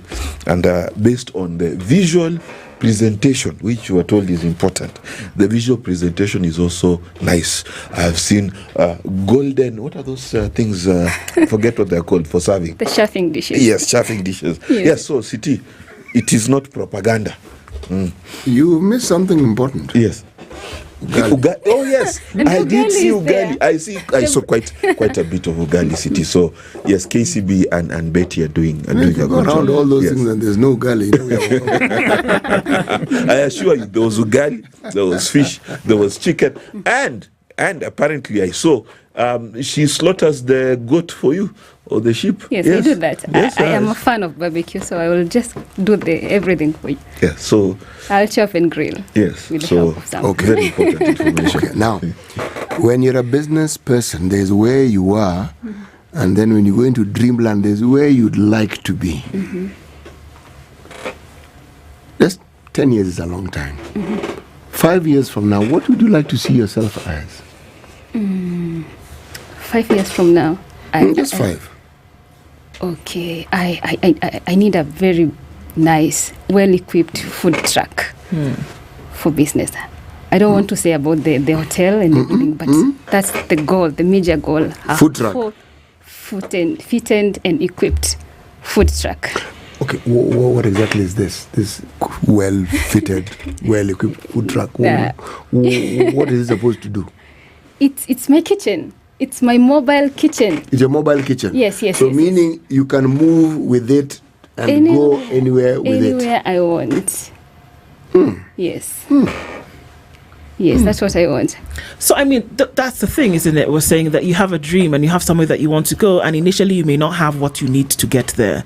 And the connector here is clearly this Tujeju program, to say that it's helping folks. So, Bernard, is there anything that, or what is it that you look for the folks who are applying to the program that you would accept them on to get into the program? What are the requirements? Requirements, simple one, ability to read and write. English, that's what we prefer. But also, some part of this particular country, also Kiswahili. That's the basic thing, ability to read and write. Number 2, you need to demonstrate the interest within which you are applying, because my interest can be like Betty, I want to do catering. So we find out the interest, what's pushing you to do that. I think that's important for the skillers. Then number 3, availability of your time, because going to the school, there are also do's and don'ts, because you have to sign in, to sign off the rules of engagement, because it has to be very clear. Attend classes, discipline and everything.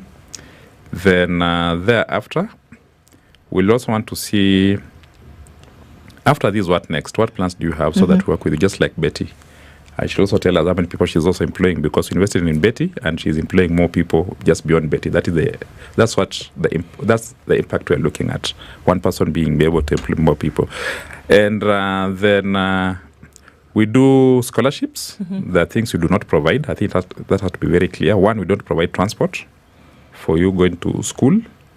Yeah, because we also want to see a little bit of skill in the game. That's why we prefer institutions closer to you, so that you're able to go and come back. Number 2, issues like, because you had issues like allowances, we don't provide those ones. We do strictly invest where it matters most, that is school fees, and what it obtains for you to get that, because after that, we give you personal protective equipment, PPE is what is required in training. Then thereafter, those ones who complete in the skilling bit of it, we do provide toolkits. I think we'll also be seeing in the month of March, thereabout, we'll also be issuing toolkits to some of our graduates. And those ones who are already in enterprise, doing some business, we link you to our MSME program through KCB Foundation still, and this program working partially with MasterCard Foundation for the MSME program. We're looking at young people who are entrepreneurs. So we take you through that particular program. We give you some, we do business assessment. We do basic training in terms of what you require, then mentorship in your business. Then we help you also through the bank access commercial financing. We're able to expand your business. That is how the program is. And ultimately, why are you doing what you are doing? That's also important for us to know. As a country, in Africa and also globally, I think there's an issue, the challenge of unemployment, particularly among the youth. And so the bank saw it wise through KCB Foundation to start a program called Tujajiri so that we can help the government and the communities we're working with to really address the issue of youth unemployment. And that's why we are talking about Tujajiri. And based on that, now we have programs and Tujajiri, which help tackle youth unemployment, either through self-employment, you are trained, you employ yourself, or you can train and be employed, or through MSME, you are trained, then you either start and or expand your business. And with expanding your business, definitely you can't do it alone. What Betty will tell us, you'll also employ other young people. And with that, we'll be at least doing a little bit of baby steps, tackling issues of youth unemployment, just through as a KCB group, as a corporate organization, through KCB Foundation and other partners like MasterCard Foundation and also GIZ, who we are working with closely to really help young people in different sectors in the country, and also by extension in this particular region, East African region, to really help the young people either get skills, acquire skills to be employed, to employ, or invest in your business so that we're able to really work on your business so that it has those best business practices, just like what Betty has said. Register, market, communication, access to finance, grow, expand, and work with you. Being a bank, as she said, and we are seeing your revenues going through a KCB account, it's easy for us to do cash flow lending to your business up to a certain limit. And that is the joy within which we see. So our happiness is seeing us help reduce youth unemployment, create wealth, and create businesses. So I think that's what we do. And Betty is one of the participants we're working with who we've seen a little bit of a good progress, and we're working with her in the long run. So Betty, kazi ngapi umetengeneza, unaemploy watu wangapi? Because that's what we want to see. So I mean, there's the exam, isn't it, right there? So currently we are 4, but sometimes I work with casuals, so I may end up having like 20 people in the working station, because that depends with the number of packs, the number of people that we are serving. But I'm looking forward to offer like 10 people employment, because I don't want to be doing a business that is like, okay, in a week I'm just doing 2 businesses or 3. I want to be consistent. So I'm working towards getting a place where I can host them on a full-time basis, increase the number and increase the capacity. One of my goals this year was to be able to get some more equipment, because our business comes with like there are things that I need to have. I need to increase the capacity in terms of the chefing dishes that I have. I need this year I need a van to make it more easy. So when I believe they will facilitate that. So when I get that, that means that I will be able to hire more people, because I have the product. So you're saying that the demand is there? The demand is there. And also there's one thing that I have mastered. When I went to Boma, I asked them to give me an opportunity to mentor 2 people from Boma, people that we can come and work together and test my skill and see if I'm able to nurture somebody to become. So I did it and it worked well. And personally, I mentor my staff. I get people, no experience, no nothing, and I work with them with time. By 3 months, they are able to give the taste of what, because it's one thing to have chefs, but it's another thing to have chefs that gives you a constant taste of the food that you want. Because we are trained from different organizations. Yeah. So everybody comes with their own recipes, their own desires for food. But the Rainbow Plate has a vision of the taste, the texture of the food that I want. And for me to get that, then that means I need to train more people so that they can give what I want, not what they want. And so I'm looking towards building that capacity within this year, and then by next year, then you can be able to get out and soar, because at least you have the capacity to handle like 2,000 people. Yeah, but currently I can handle from 2 to 1,000. Okay. Yes. I mean, it's great to see. And do you think there's still many people in the space who would take advantage of the program, of the Tujejri program, to be able to at least get to where, you are and then scale up? Are there more? There are so many people. There are so many people. And I think in the marketplace, what's needed is the zeal, the desire, the passion. Indeed. And somebody told me the opportunity they say the opportunity knocks but once. Knocks once, yes. And also, as it will knocks once, only the people that are greedy for the opportunity that will be able to get it.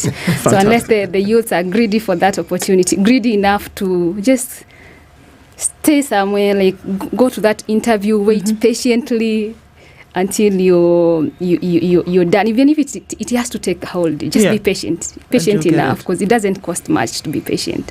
And sometimes also go to that. Okay, for example, we are chefs. I think allow me to speak to most of the allow me to speak to most of the beneficiaries that are chefs. For a customer to know that your food is good, you have to show them your food is good. So I would advise them, cook for free.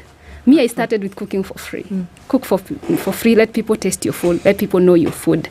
And then from there, you will be able to grow. That's fantastic, and a great conversation that we've had this morning about the impact of what something like this can actually do in the lives of young people. Bernard Baraza is a program manager at the KCB Foundation. Betty Kainu is a program participant, and they've been our guests this hour. Thank you for being here. Good morning. Thank you too. Good morning. It's 9 a.m. Thank you.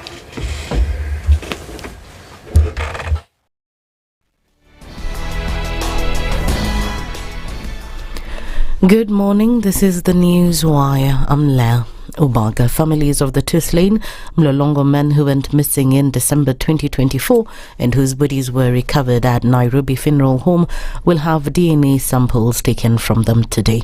Government pathologist Dr. Richard Njoroge, who carried out the post-mortem on the bodies of Justice Musimi and Martin Mwao, said the former's body had visible defensive injuries. Njoroge said despite the results, the families won't be given the bodies until DNA testing is done, especially considering they were decomposed. The two died of multiple injuries in the chest, head, abdominal and neck.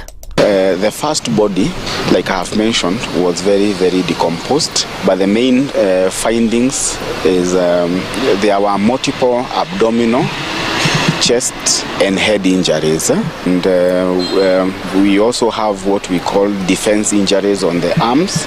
So it looked like there was a struggle, because when you try to defend yourself, you'll get what we call defense injuries on the arms and the wrists. The families have called on the government to ensure justice is served. We are still appealing to the government to go ahead and give us justice to the mother. Meona jinsi walivyoteswa, manake wamefunjwa mbavu na kunyongwa, na hiyo ni kitu naona haiwezi kuwa imefanyika na mtu mwenye ajui, juu ukiangalia organs haijaumia na mbavu zimefunjika.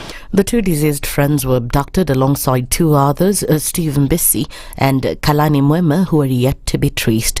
The Kenya National Union of Teachers has now said that the dispute over which hospitals are allowed to serve teachers from Uasin Gishu County using Minet Health Insurance has now been resolved after various stakeholders held talks. Speaking in Eldoret after a 5-hour meeting, NART Secretary General Colin Soyu said that teachers are now free to be treated in various hospitals in the county.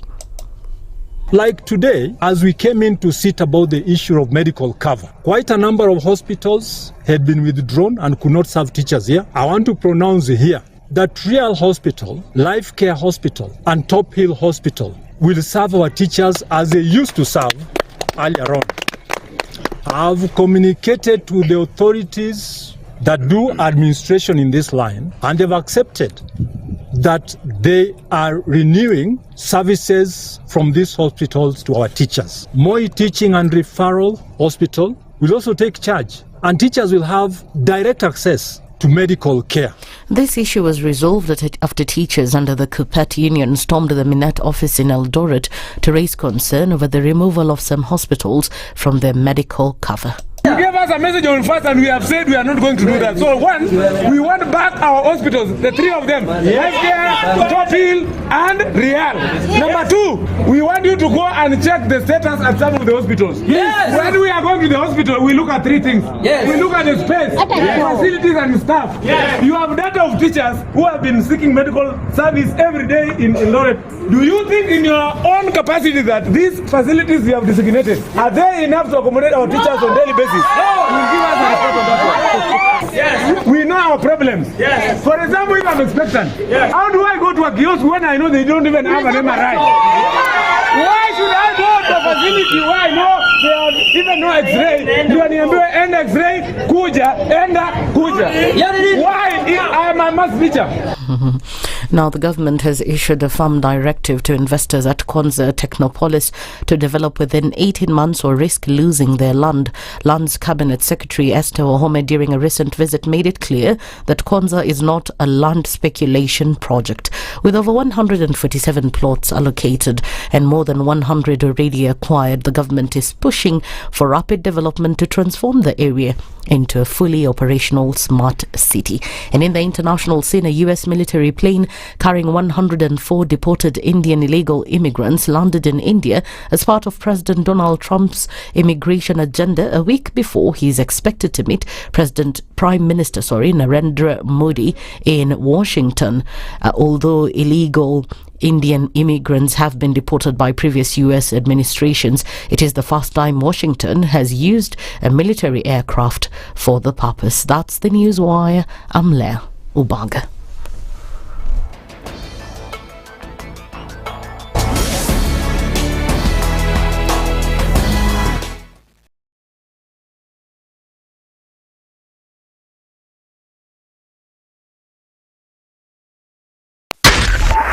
.4 Spice FM, Nairobi. There's something magical about finding the place you call home. The place where every laugh echoes, every meal feels like a celebration, and every day brings new memories. A home where milestones matter, such as birthdays, anniversaries, family dinners, and all the moments in between that make life special. At DTB, we understand that a home is not just an address. It's the place where you build your life. With an interest rate as low as 9% and up to 105% financing, own your dream home with DTB. Apply for your home loan today via email on mortgages@dtbafrica.com, call us on 0110 708 297 or 0110 629 015, or visit any of our branches for more details. DTB. Bank with us. Bank on us.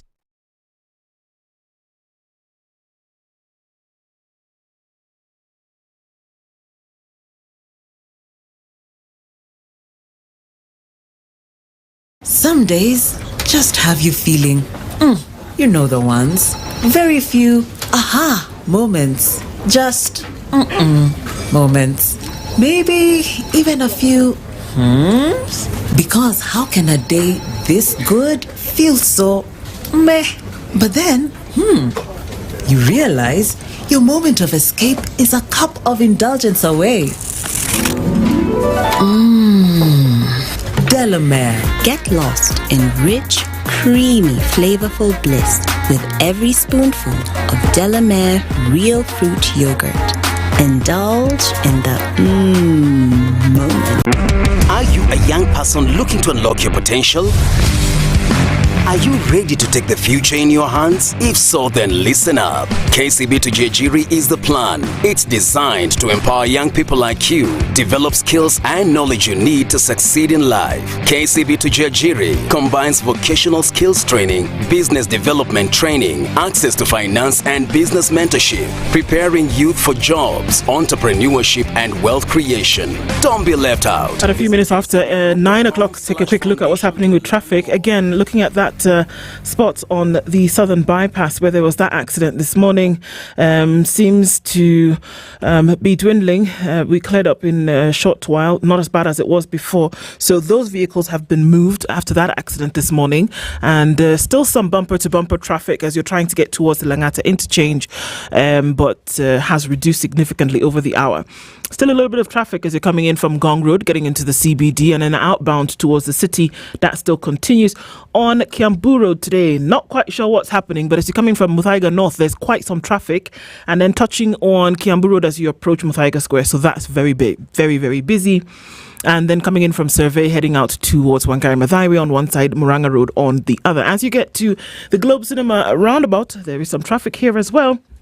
It's pretty busy this morning. On Limuru Road also, you're going to find a lot of it as you're coming in then from Parklands and other parts. So we're still in traffic hour. Let's see how it all pans out. Let us know what's happening in your neck of the woods this morning. In an attempt to keep things moving, we'll talk SpiceFM KE on X, hashtag The Situation Room.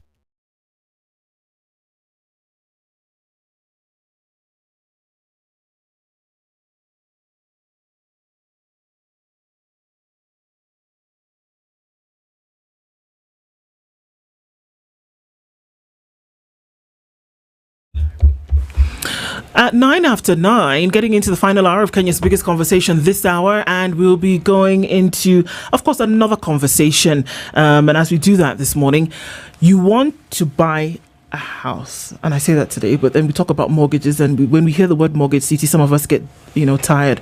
It's interesting because, or rather, we feel weak. It's interesting because the word mortgage itself has an element of death. But okay. You wanted to tell us something about how we can actually get these mortgages in. I really don't know what sort of mortgages you deal with or you come across. I mean, well, the word more. You're thinking of morbidity. No, it's surely real. Mortgage. You need to look at what it means. Anyway, yes. Moving on. Ndu is right. But, thanks. I am aware she's right, but of all the things she could choose, did she need to be so morbid? Anyway. So in this case, the kind of mortgage that we're talking about is not the one that actually binds you from its original, meaning. This one is not too difficult, is it? No, it isn't. But the thing you must bear in mind is when you talk to people whose chronological inclination is the same as mine, morbidity is not a topic that we enjoy. we like to use lighter stuff.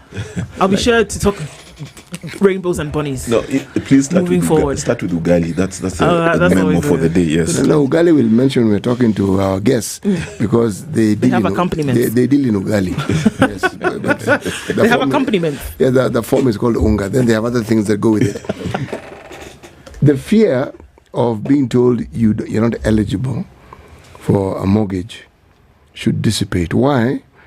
Well, the choice is very simple. If you do not take the step to try and figure out whether you can actually get one or not, how will you know that you're able to? Diamond Trust Bank says, look, we have a plan. The plan is fairly simple.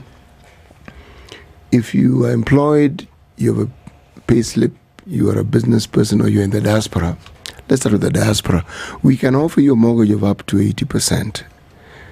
If you are employed or you're in business, we can do you one better by offering you a mortgage of up to 105%. Mm-hmm. If the time of repayment that you prefer is 10 years, then we will offer you that mortgage at very simple 9%. If you want 25 years, it will be 9.75. Mm-hmm. But we want you to also understand, that's what Diamond Trust Bank is saying, that we don't have hidden charges. We're not going to penalize you in case you've decided to sort of like hurry up your payment and pay early. No, we don't do that. But if you feel that what I'm saying doesn't make sense, well, let's do this. Go to a Diamond Trust branch somewhere near you and make inquiries. If you don't have one, then why don't you just email them to mortgages at dtbafrica.com. And somebody's going to be there to help you. They will respond, and they'll respond to your questions. Fantastic. Yes. We've just come off an hour-long conversation about, the impact that the KCB to Geopolitics program is having around Kenya. Give us some of those pointers again, Mark. If you're among the 1 million plus people who come out of various stages of school and looking to enter the job market, or you happen to be working but you don't have the right paperwork, you're a spanner boy but you don't have a certificate that says you can be a good mechanic, etc. KCB has an answer for you through its Geopolitics program. So what does it do? One, it offers you vocational training at your nearest TVET for the course you like. So if you want to be a mechanic, a seamstress, a chef, as the lady who's just left KCB has the answer for you, but they will not leave you there. You know what they will do? They will also give you the necessary business training, accounting, how to count your monies, how to budget, how to market, how to brand yourself. Very important. And then they don't leave you there. They go ahead and then they give you something called a KCB package starter kit that you get to use in your business to make sure that you are profitable in what you do. Then they're still also willing to lend you the capital you need to start up your business. Honestly, what are you waiting for? Like CT said, go to KCB Group/Foundation and prove whether I'm saying what I'm saying is true. There you go. ASAP. All right. And as we get into a conversation for this hour, we're talking to some of our good friends at Naivas, and this morning joining us in the hot seats, Tim Kajume is the Chief Human Resource Officer at Naivas, and Andreas von Paleske is the Chief of Strategy with Naivas, and we're here this morning to go into, a lot of brand information, getting to know more about this brand, and then also, its penetration in the market, and, plans for the future. So yay goodies. CT obviously wants to be sure that there will always be unga on the shelves, but, that could be a sidebar conversation. But welcome both of you to the Situation Room this morning. Thank you. Thank you so much for being here. And we want to welcome you quickly with today's proverb. And you can tell us again quickly how you would translate that and what it would mean to you. And then we can get into it. CT? Yes, proverbs for the whole of this week ending tomorrow from the Republic of Djibouti, whose capital city is Djibouti City, whose population is just 1 million plus. Lovely country, though. The Horn of Africa. The proverb: clouds do not always mean rain, but smoke is a sure sign of fire. Tim?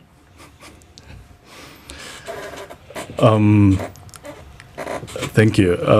Glad to be here. That's an interesting proverb. In Kenya we say where there is smoke there is fire. We do. So that is as certain as there is. But sometimes, so I think basically what the proverb means is not everything we see seems to be what it is. Or we could see a certain situation and we think it's taking a certain trajectory, because sometimes you see clouds, we all assume it's going to rain and it quickly passes away. But there are certain signs that when you see, you most definitely know what the end product is going to be. Okay. Oh, okay. What about you, Andreas? I'd second what Tim has just said. I'd say every cloud has a silver lining. I know in some parts of the world rain is a good thing. It's not always perceived to be a good thing. So I think sometimes we see clouds and we see a negative, but I'd like to think there's something positive that might be there. So not every cloud may mean something negative. Well, there you go. Well, absolutely.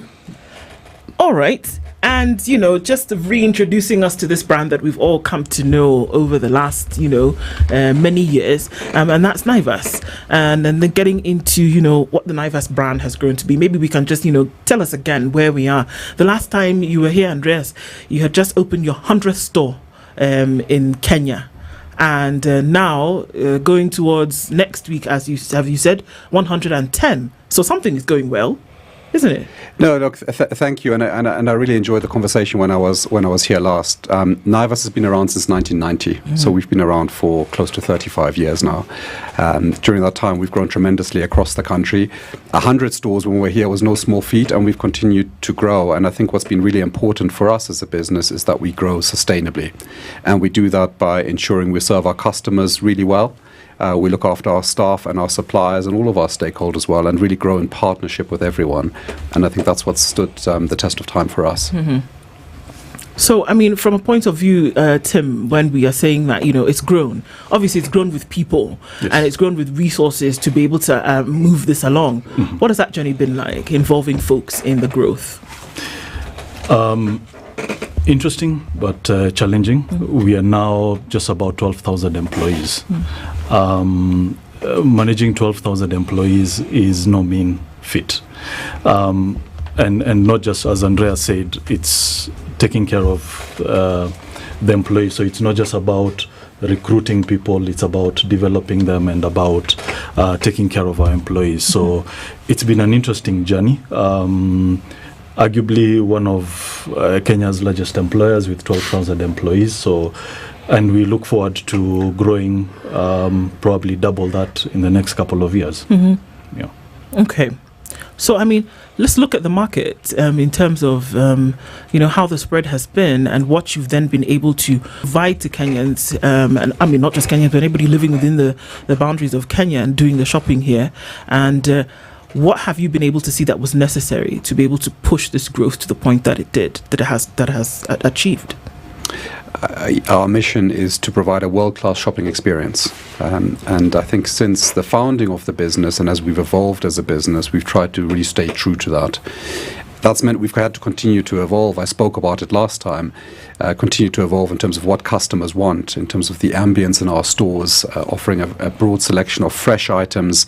I think really exciting customers and making what can sometimes be perceived as a boring experience, the weekly, monthly shop, a little bit more exciting for our customers, both in terms of the experience and, of course, importantly, in terms of the value that we offer.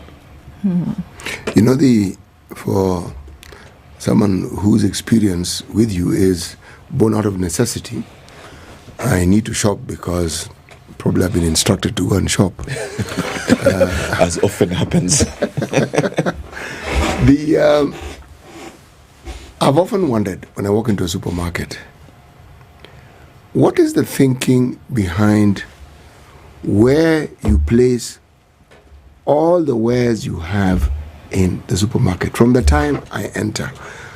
How you decide about whether the process of deciding the space you must have between the shelves that you have, and how it is you also decide on what it is you are going to be known for as opposed to other things, and what it is that you are going to sell. Because there are businesses similar to yours where you go to and they indicate that they have, say for instance, a hardware section, and you go and find nails and a hammer. It represents some form of hardware, but you'd expect some pipes, some ropes, a little more.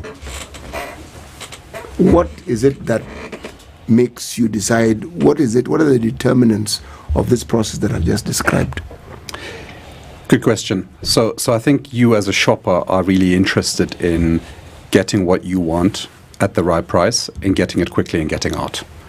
Yes. Because you're probably not interested in dwelling in the supermarket or in any retail outlet really for that long.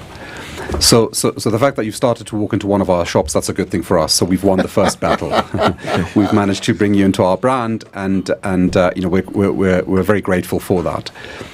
It's then our job to try and tempt you into buying perhaps some additional things and putting some additional items into your basket. So yes, we provide you with the essentials, but we know you'll go looking for those. So when you walk into one of our stores, you'll see an abundance of fruit and vegetable, some freshly baked items.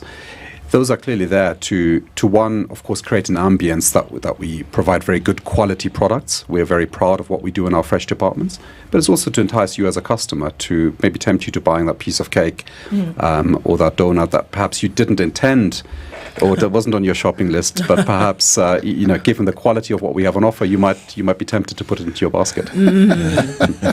So when we think about a supermarket brand, we think about that more often than not. What is available to shoppers without looking at the back end in terms of who is working in the beehive, as it were, to make sure that these things happen.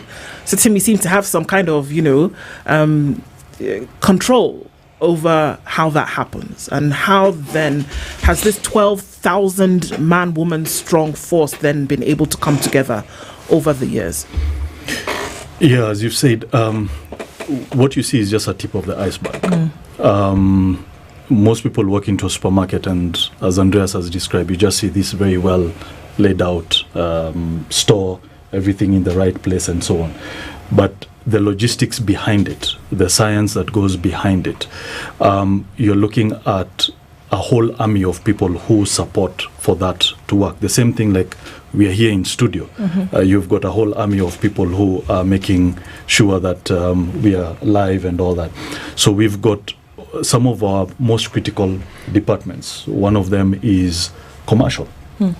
These are the people who ensure we have the right products, what the customers want, how they're displayed, and so on. Then we've got supply chain. Supply chain are the ones who ensure that the products move from whether it is the supplier, the manufacturer, and so on, into our warehouses, from our warehouses, into our stores. And that's actually one of our biggest departments. Then you've got other support functions. We've got HR, you've got IT. You can imagine every time you go into a shop, everything is IT based, from the POS to everything you see on display and everything. We have a whole IT department that ensures that everything, all your transactions are done correctly, the pricing is done correctly, and so on. We've got the HR team that supports the 12,000 employees. We've got a legal team. We've got an admin team. So all these teams have to work in tandem with each other to ensure that the world-class experience that we are giving to our employees is actually world-class. So that when you walk into that store, it is seamless. From the time you get in to the time that you leave the store, the experience that you're getting is indeed world-class. Just a quick question. You've talked about your 12,000 employees and your desire to improve them. Just give us in a nice package. If I'm looking for a job, and I fit in those categories, be it supply chain, be it IT, etc. Why would I choose Naivas as an employer? What makes you head and shoulders above the rest? Good question. Especially within the retail space. For the longest time, retail has always been perceived as what I would call blue-collar jobs, or like people who didn't require huge qualifications. Most people always perceived retail as a big kiosk, if I may put it that way. And it isn't. It's a kiosk with shelves. It's a kiosk with shelves. So what has happened over the years, it has really evolved. All right, everything is scientific, data-driven, and so on. So what makes us apart, number one, is cutting-edge technology. So what you are trying to describe, what Muga was asking, how do you ensure that, how do we know what we put there is what you require, and the process that Andreas described, there's a science that goes into that. Now, as you know, we've been the pioneers of some interesting shop experience in this country. And so when we talk about innovation, we are leading when it comes into retail. So that's one of the aspects that we provide. Secondly is the experience that we give to our employees. Number one, the culture that we have at Naivas is as opposed to what retail has been, where it is almost like Anyapara kind of old style with a foreman and with a stick, and or some shops where somebody is standing and making sure that everybody, or you in your station and so on. So we have got a culture where people are accountable, people are loyal to their business, and this has come from our own leaders. When the MD started this business, the kind of culture that he inculcated with the staff. So culture, the processes that we have in terms of innovation, the kind of benefits that we give to our employees. We've got very robust employee welfare programs for our staff. Can you talk about those? Sure. Number one, when 12,000 employees providing a medical cover for them and their staff is not a small thing, and we do that. And we've partnered with our employees and our partners when it comes to healthcare to make sure that is provided. Number two, we've got insurance for our employees. Talk about WIBA, group life, and so on. We've got a mental wellness program where we've partnered with one of the major counseling houses in Kenya to ensure that our employees have have an avenue in case they need to just talk to somebody, they need to vent out. We support them and their families in case of things like bereavement or any unfortunate events. They can always go to our counseling partner, be able to talk to them, even their own personal issues, marital and so on. As you will appreciate, 65% of our employees are below the age of 35. So they fall within the youth bracket. So we are not immune to certain things like stress, and a few people who've got marital or personal issues, a little bit of probably alcoholism here and there, gambling, which is a big problem as well. But we've managed to overcome that and actually take people for things like rehabilitation and counseling, and people have reformed and come back to work and have been very productive within the workforce. So the other welfare employee programs that we have, we've got very regular employee engagement forums, which are run, they're almost what you'd call kamkunjis, which are representatives from the shops, then they pick representatives at the next level, coming all the way to the regional levels, and it is where they can be able to come and air out their issues. They talk, and whatever issues that they have, they can be able to air them out, and they can be able to bring those up into management level for discussion and to be resolved. Yeah. Go ahead. No, I'm listening to you. Like 12,000 people, like you say, it's a lot of people to be able to, take care of, essentially. Yes. And when you have big numbers like that, the issues of long hours, issues of mistreatment, labor issues come into play, and people say, well, we're working forever, kind of thing. How do you keep a handle on some of those things? Thanks. Number one, we make sure that we comply to the labor laws. Not only comply, but we've actually gone over and above. We do not only comply to the local labor laws, but we are actually now in the process, because we've got a very robust ESG program that is, we are benchmarked against some world standards. So we are actually working on ILO standards. Okay. So when it comes to things like working hours, we actually comply. Our employees actually, in retail, is not 8 hours as most people think it is 8 hours. It's actually 7.5 hours in a day. So 7.5. 7.5 hours. Why wasn't it 7.25? Or just 7? Or 7. Well, to be honest, you don't know. that is what is on the labor laws in terms of the regulation of wages and so on. So for retail, it's at 7.5 hours. So we ensure that our staff comply to that. That includes a break during the day? Yes. Okay. 7.5 hours. And then anything over and above that is considered as overtime. Okay. So what we do, things like long working hours. So what we do is we know what our peak seasons are. And anytime we've got peak seasons, we pick employees to be able to cover in. For example, now when we had all the way from November to December coming into January, those are some of our heavy trading periods.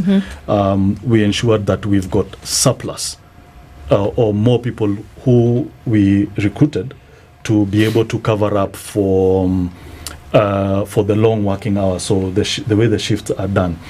The other thing you talked about was, other than the long working hours, when we're talking about like the breaks that you take, the issues that people would normally complain about in a big space like that, like mistreatment, and say, well, you know, taking care of overtime, which you've already mentioned, but then how do you deal with some of those other issues whereby you're dealing with, I can imagine a myriad of problems across board. Now, things like mistreatment, we have a zero tolerance to mistreatment of our employees of any nature. What does that mean when you say zero tolerance? What we mean is anybody found culpable of either mistreatment, harassment, intimidation of other employees, we have a serious disciplinary process, and which leads even to termination of employees.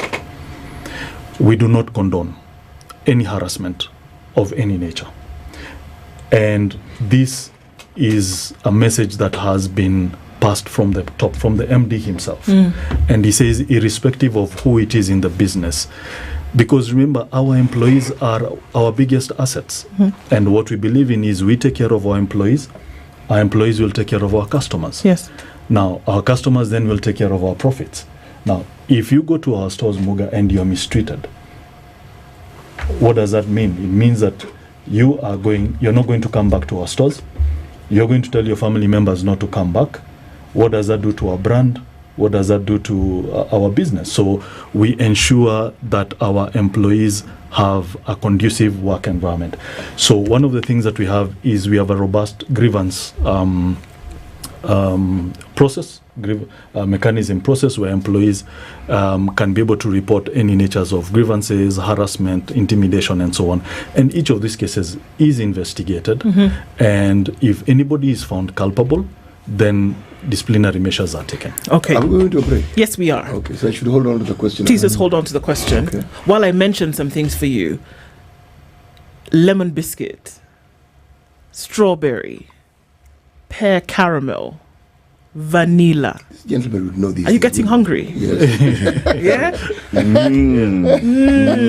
How about we take a traffic break with Delamere, which incidentally you can find at Naivas, at many other outlets as well. So how about we take a break with that? It's breakfast on the go. It's a great a post-workout snack, which CT, incidentally, you told me that you just get back on the exercise wheel. Sorry, I've outed you out to the world. So you can now grab a bottle of this after your workout today, cup of this after your workout today, and you can go to Naivas and actually get one of those if you need to. Fantastic flavors with real fruit in them, and we're taking that break with Delamere. You can pick one up at various outlets around the city, and it really is your moment with great yogurt with real fruit and other real ingredients in them. And it's your breakfast on the go, it's your lunch on the go, it's your post-workout snack, or something that is definitely going to get you to say, Delamere.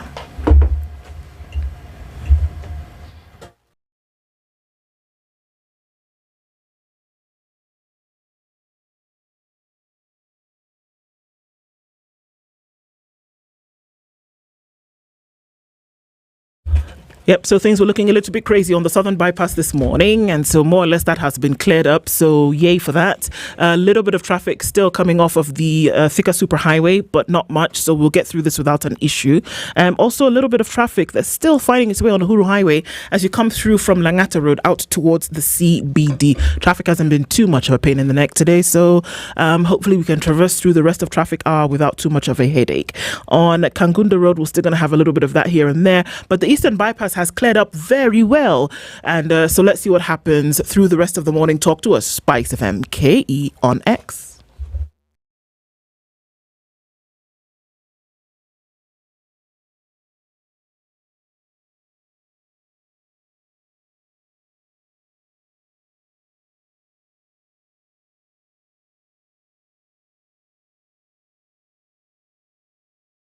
Some days just have you feeling, you know the ones. Very few aha moments. Just moments. Maybe even a few Because how can a day this good feel so meh? But then, you realize your moment of escape is a cup of indulgence away. Delamere. Get lost in rich, creamy, flavorful bliss with every spoonful of Delamere real fruit yogurt. Sunny conditions at 16 in Nairobi, sunny at 16 in Nakuru, and 15 and sunny in Nyeri. Also sunny conditions to highs at 27 in Eldoret, and Mombasa is sunny at 26 with 26 and sunny conditions in Malindi. The sun is up at 20 in Kisumu, same thing in Kakamega at 20, and at 20 it's a foggy morning in Kampala with Dar es Salaam cloudy at 27. Johannesburg at 20 is sunny with sunny conditions at 28 in Mogadishu, and 15 and sunny in Addis Ababa. 27 and mostly clear in Lagos with mostly cloudy conditions at 25 in Kinshasa. It's bang on 0 and cloudy Beijing, and 3 degrees and cloudy in Paris with 2 degrees and cloudy in London. New York is a snowy Thursday at 0.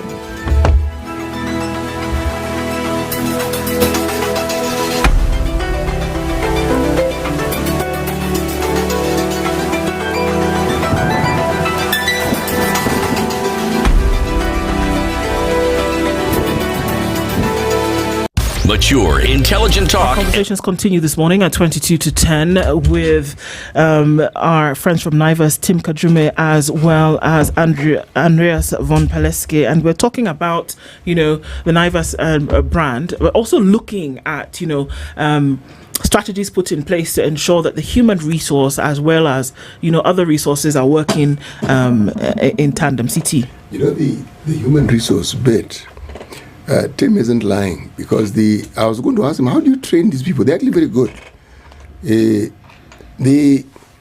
You actually do end up buying more than you actually thought you'd buy. I have had the experience. I am quite happy with what I've bought, and someone says, but have you considered this? And I'm saying, no, actually I haven't. And I ask, why should I consider it? And then they'll explain to you why you should consider it. And if you think you've escaped it, but okay, well, what about this? You could actually consider this. What process do you use in determining 3 things? 1, pricing. That's 1. 2, location. 3, the commodities that you have. Because there are things that you have in more abundance than other supermarkets that I've been to. You're asking us to open up all of our secrets. Yes. No, it is the situation room. I'm merely saying, be as vague as you like, but at least give us an indication as to the thinking behind. Because it isn't possible to have the outlets you have if customers did not like what it is that you do. Absolutely. It starts and ends with our customers. Yes. So a lot of what we do before we ever open a store or before we launch a product actually begins with understanding our customers and doing a lot of consumer research. And that starts with asking customers questions. It's looking at data, of course, that we have in terms of what's selling and what isn't selling.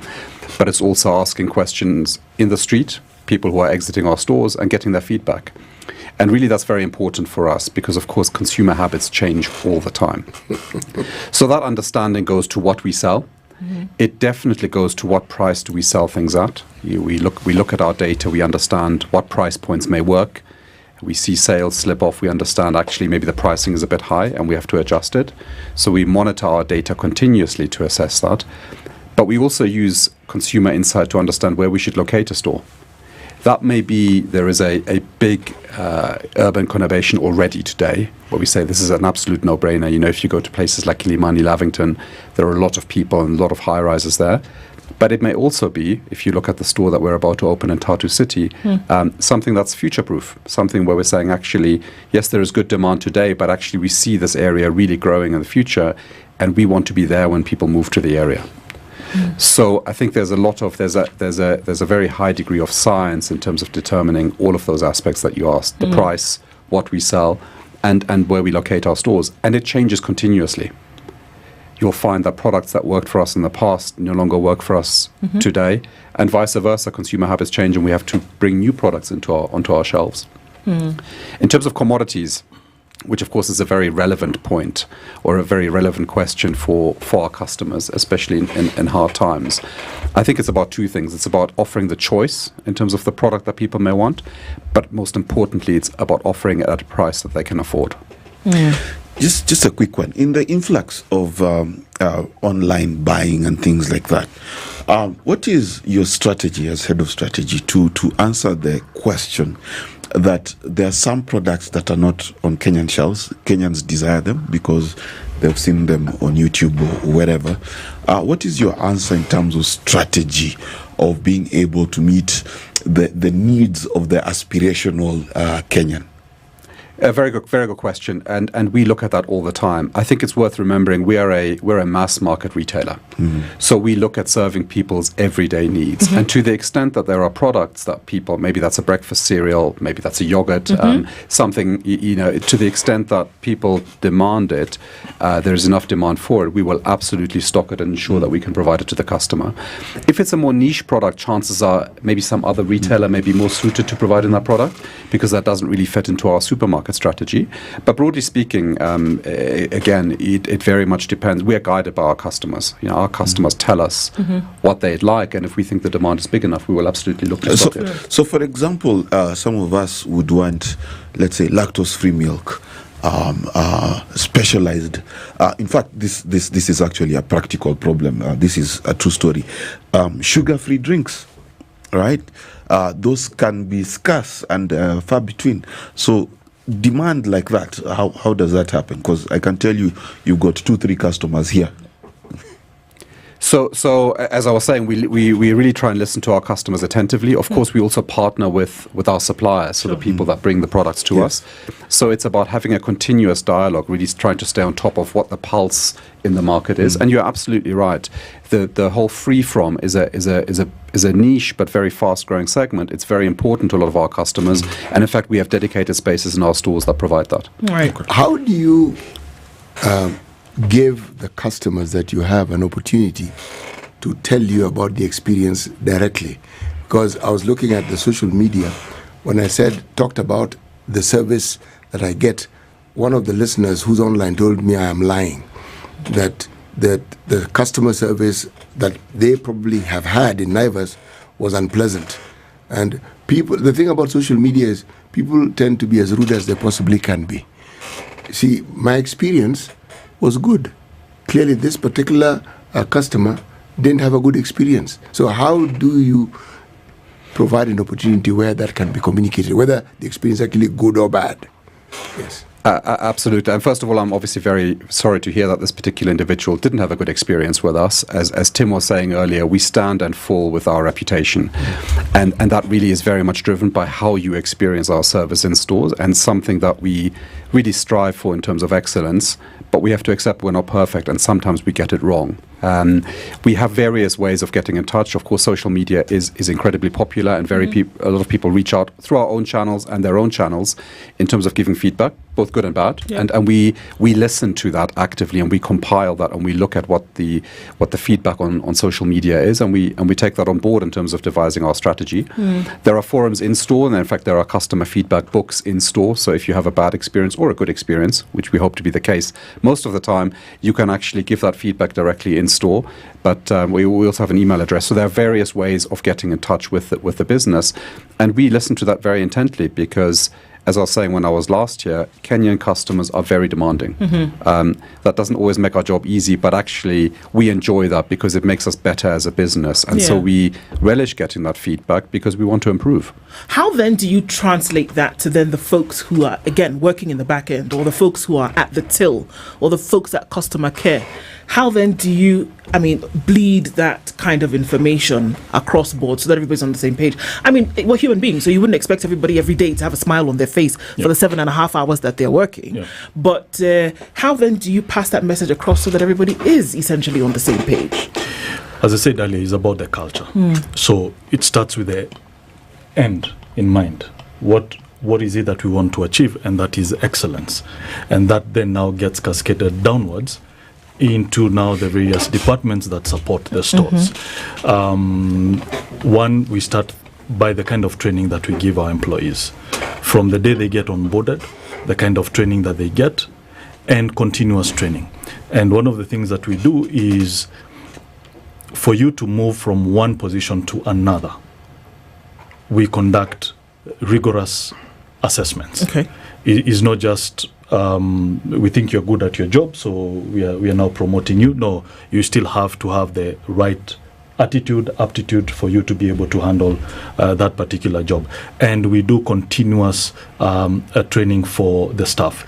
The other way that we ensure that that happens is we've got monthly, let me call them audits, where we've got a team that goes around all our stores and measures each store using 7 parameters that we've put in place as a business to ensure that excellence is standardized. So they go into any of our stores and they're able to audit, and it audits from everything from the look and feel of how the store is, including the employees. And each store is mapped with what we call RAG. So it's either red, amber, or green. So if you're in green, then we know that you're doing something good. If you're on amber, then we tell you there are a few areas that you need to correct. If you're on red, then we put in corrective measures, include sending in, we've got what we call coaches for different areas, and a coach would move in and be able to work with that particular store on the areas that they are red or amber to ensure that the standards are improved. And what happens is that this assessment, this monthly assessment, is what eventually goes into the incentives that we give. Sigei, one of the things that I didn't mention is we also give bonuses to our staff. Right? Okay. Bonuses, what exactly? It's exactly that, performance bonuses. Okay. Cash. Cash. Yes. At the end of the year, yes, based on the performance of the business, yes, and our employees know that if we perform well, if we hit our numbers, if we hit our budgets, then there is some incentive that comes. And not just, so we give bonuses. We also have branch competitions, so we know which is the best branch in this parameter, and they get to win mbuzis, and they get to win other prizes as well.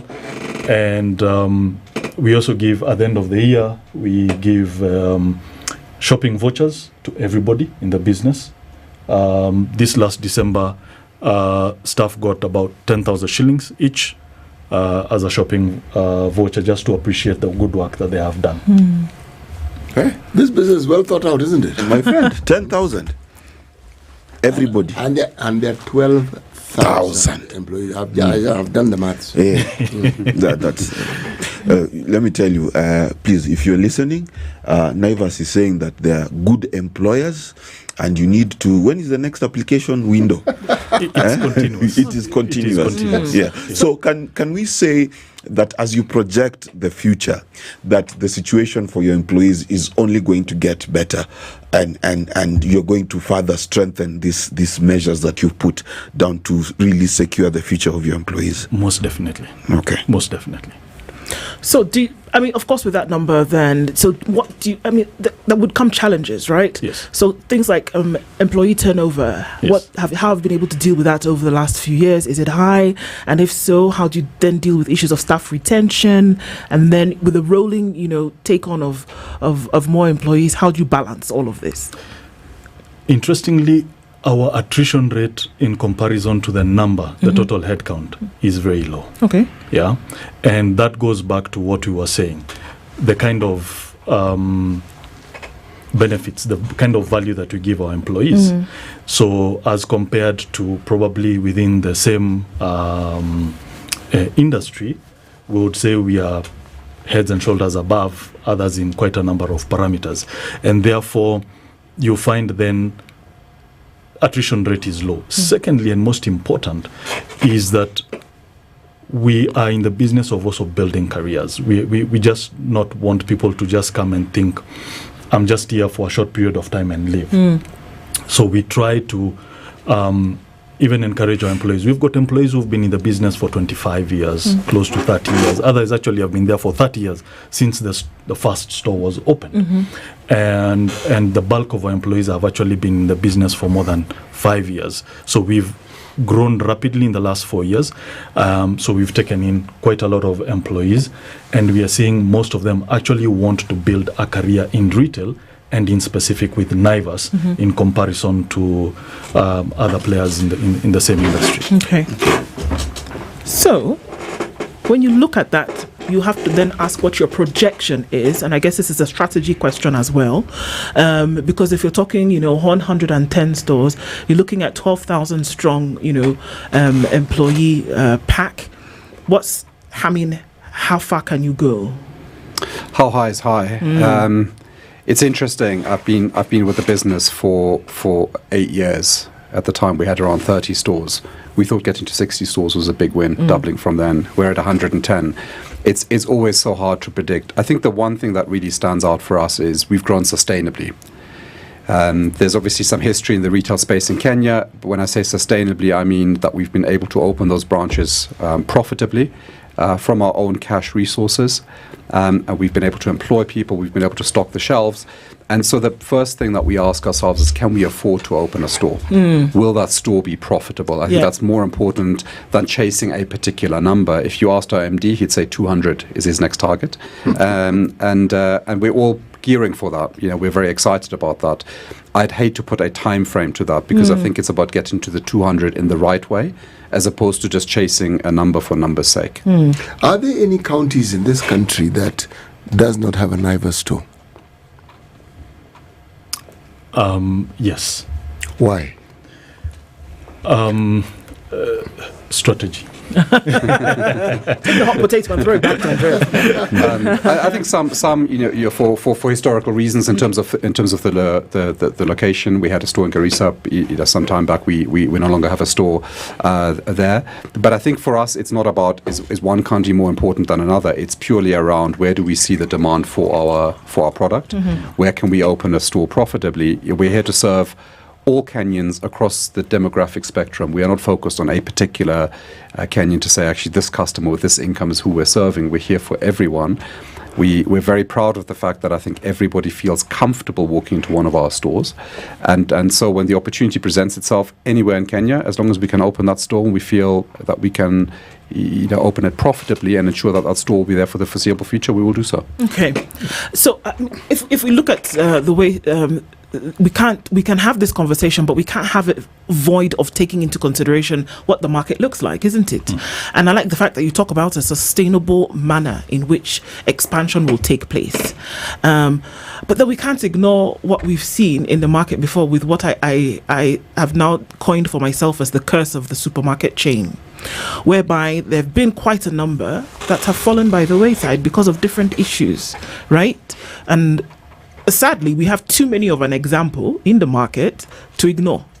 So with the sustainable growth that you speak of, what are those definite markers that you put in place to avoid what, again, would help us, would perhaps bring us closer to the mouth of this, abyss? So I'm here to speak about Naivas today, obviously, but I think if we step back and just look at the retail sector overall, I would argue it is in a much healthier state today than it was 5 or 6 years ago. So I think Kenyan retail has come a long way. There was a time, I think in the 2010s, when you would argue actually things were a bit dire, one chain after another ran into trouble. That hasn't been the case for a while. So I would argue, whilst we may lead the pack, it's not just us. I think the overall sector has started to get its act together, has worked better perhaps with suppliers in partnership. And so if you look at the sector today, I think it's in a much more stable place than it was in the past. Does this do retailers in their own right contribute to this sustainability that we speak of, or is it lack of that sustainability, right? Because we can say it's a safer space, and one would imagine that it's the players in the space that contribute to make it a safer space to operate in, because then what you do is that you do this great stuff and then you get all of us hooked, and then we don't want to be met with a situation whereby, okay, then one day we're going to open our eyes and then it's not there. But do you contribute to making that space safer to operate in? Absolutely. There is a retail trade association in Kenya, RETRAC, run by a very capable lady called Wambui. And I think she's done a phenomenal job at rallying retailers in the market, bringing them together and driving that sustainability agenda in partnership with suppliers. You'll recall in the past when there have been challenges, of course, a lot of suppliers may have lost out, they lost faith in the space. And so I think the overall association, the overall, especially the larger players, have done a great job at bringing everyone together and driving that, bearing in mind, of course, everybody's in it for themselves and everybody wants to grow their own brand. But as I said earlier, I think if you look at the space now, we're in a much, much better place. There's Kenya and then there's East Africa. CT wants, when he goes to Uganda, to be able to find an IVAS. This is the way he's going about answering that question, Tim. Oh, they know exactly what I asked. Especially if there is a lot. Mentioning names. Without mentioning specific locations. I'll answer one part and maybe Andreas could probably add some substance to it. At the moment, we are just in Kenya. I'm not ruling out maybe sometime in the future. We may see an IVAS in one of those cities that you don't want to name. Like Dar es Salaam? Dar es Salaam, yes. Yeah, but at the moment we are in Kenya. Absolutely right. What I would add is, currently our shareholders include the largest Mauritian conglomerate, IBL. IBL itself has a retail business in Mauritius. So we have a sister company, a supermarket chain called Winners in Mauritius. So in that sense, perhaps as part of a broader business, we are already in East Africa, in more than one country. We absolutely have ambitions to grow. I think right now there is so much still to do in Kenya. We're excited about the opportunity in Kenya, growing in Kenya. But absolutely, there are some very exciting countries on our doorstep. And I think when the time is right, we would love to be the first retail chain to make it a success in those markets. Well, I mean, it's great stuff that's happening, and we're always glad that, come and have this conversation with us, looking at NIVAS and its expansion, looking at the market, and being able to understand, where you firmly placed growth and sustainability in the Kenyan economy, and also serving customers across the country. And we're looking forward to, Dar es Salaam. Tim Kajume is the Chief Human Resource Officer with NIVAS, and Andreas von Peleski is the Chief of Strategy with NIVAS. Thank you so much for being here this morning, and we're looking forward to future conversations with you. Thank you. Thank you. Thanks for being part of Kenya's biggest conversation today. And even as you go about your business, remember that you can make payments from business to business with Virtual FX. So you don't have to worry about expensive fees. You don't have to worry about hidden charges. You also don't have to worry about maybe your money won't get there. 190 countries is a platform across which you can make these payments in 49 different currencies. And you can do that and find out more information if you go to virtualfx.com. Good morning. It's 10 a.m.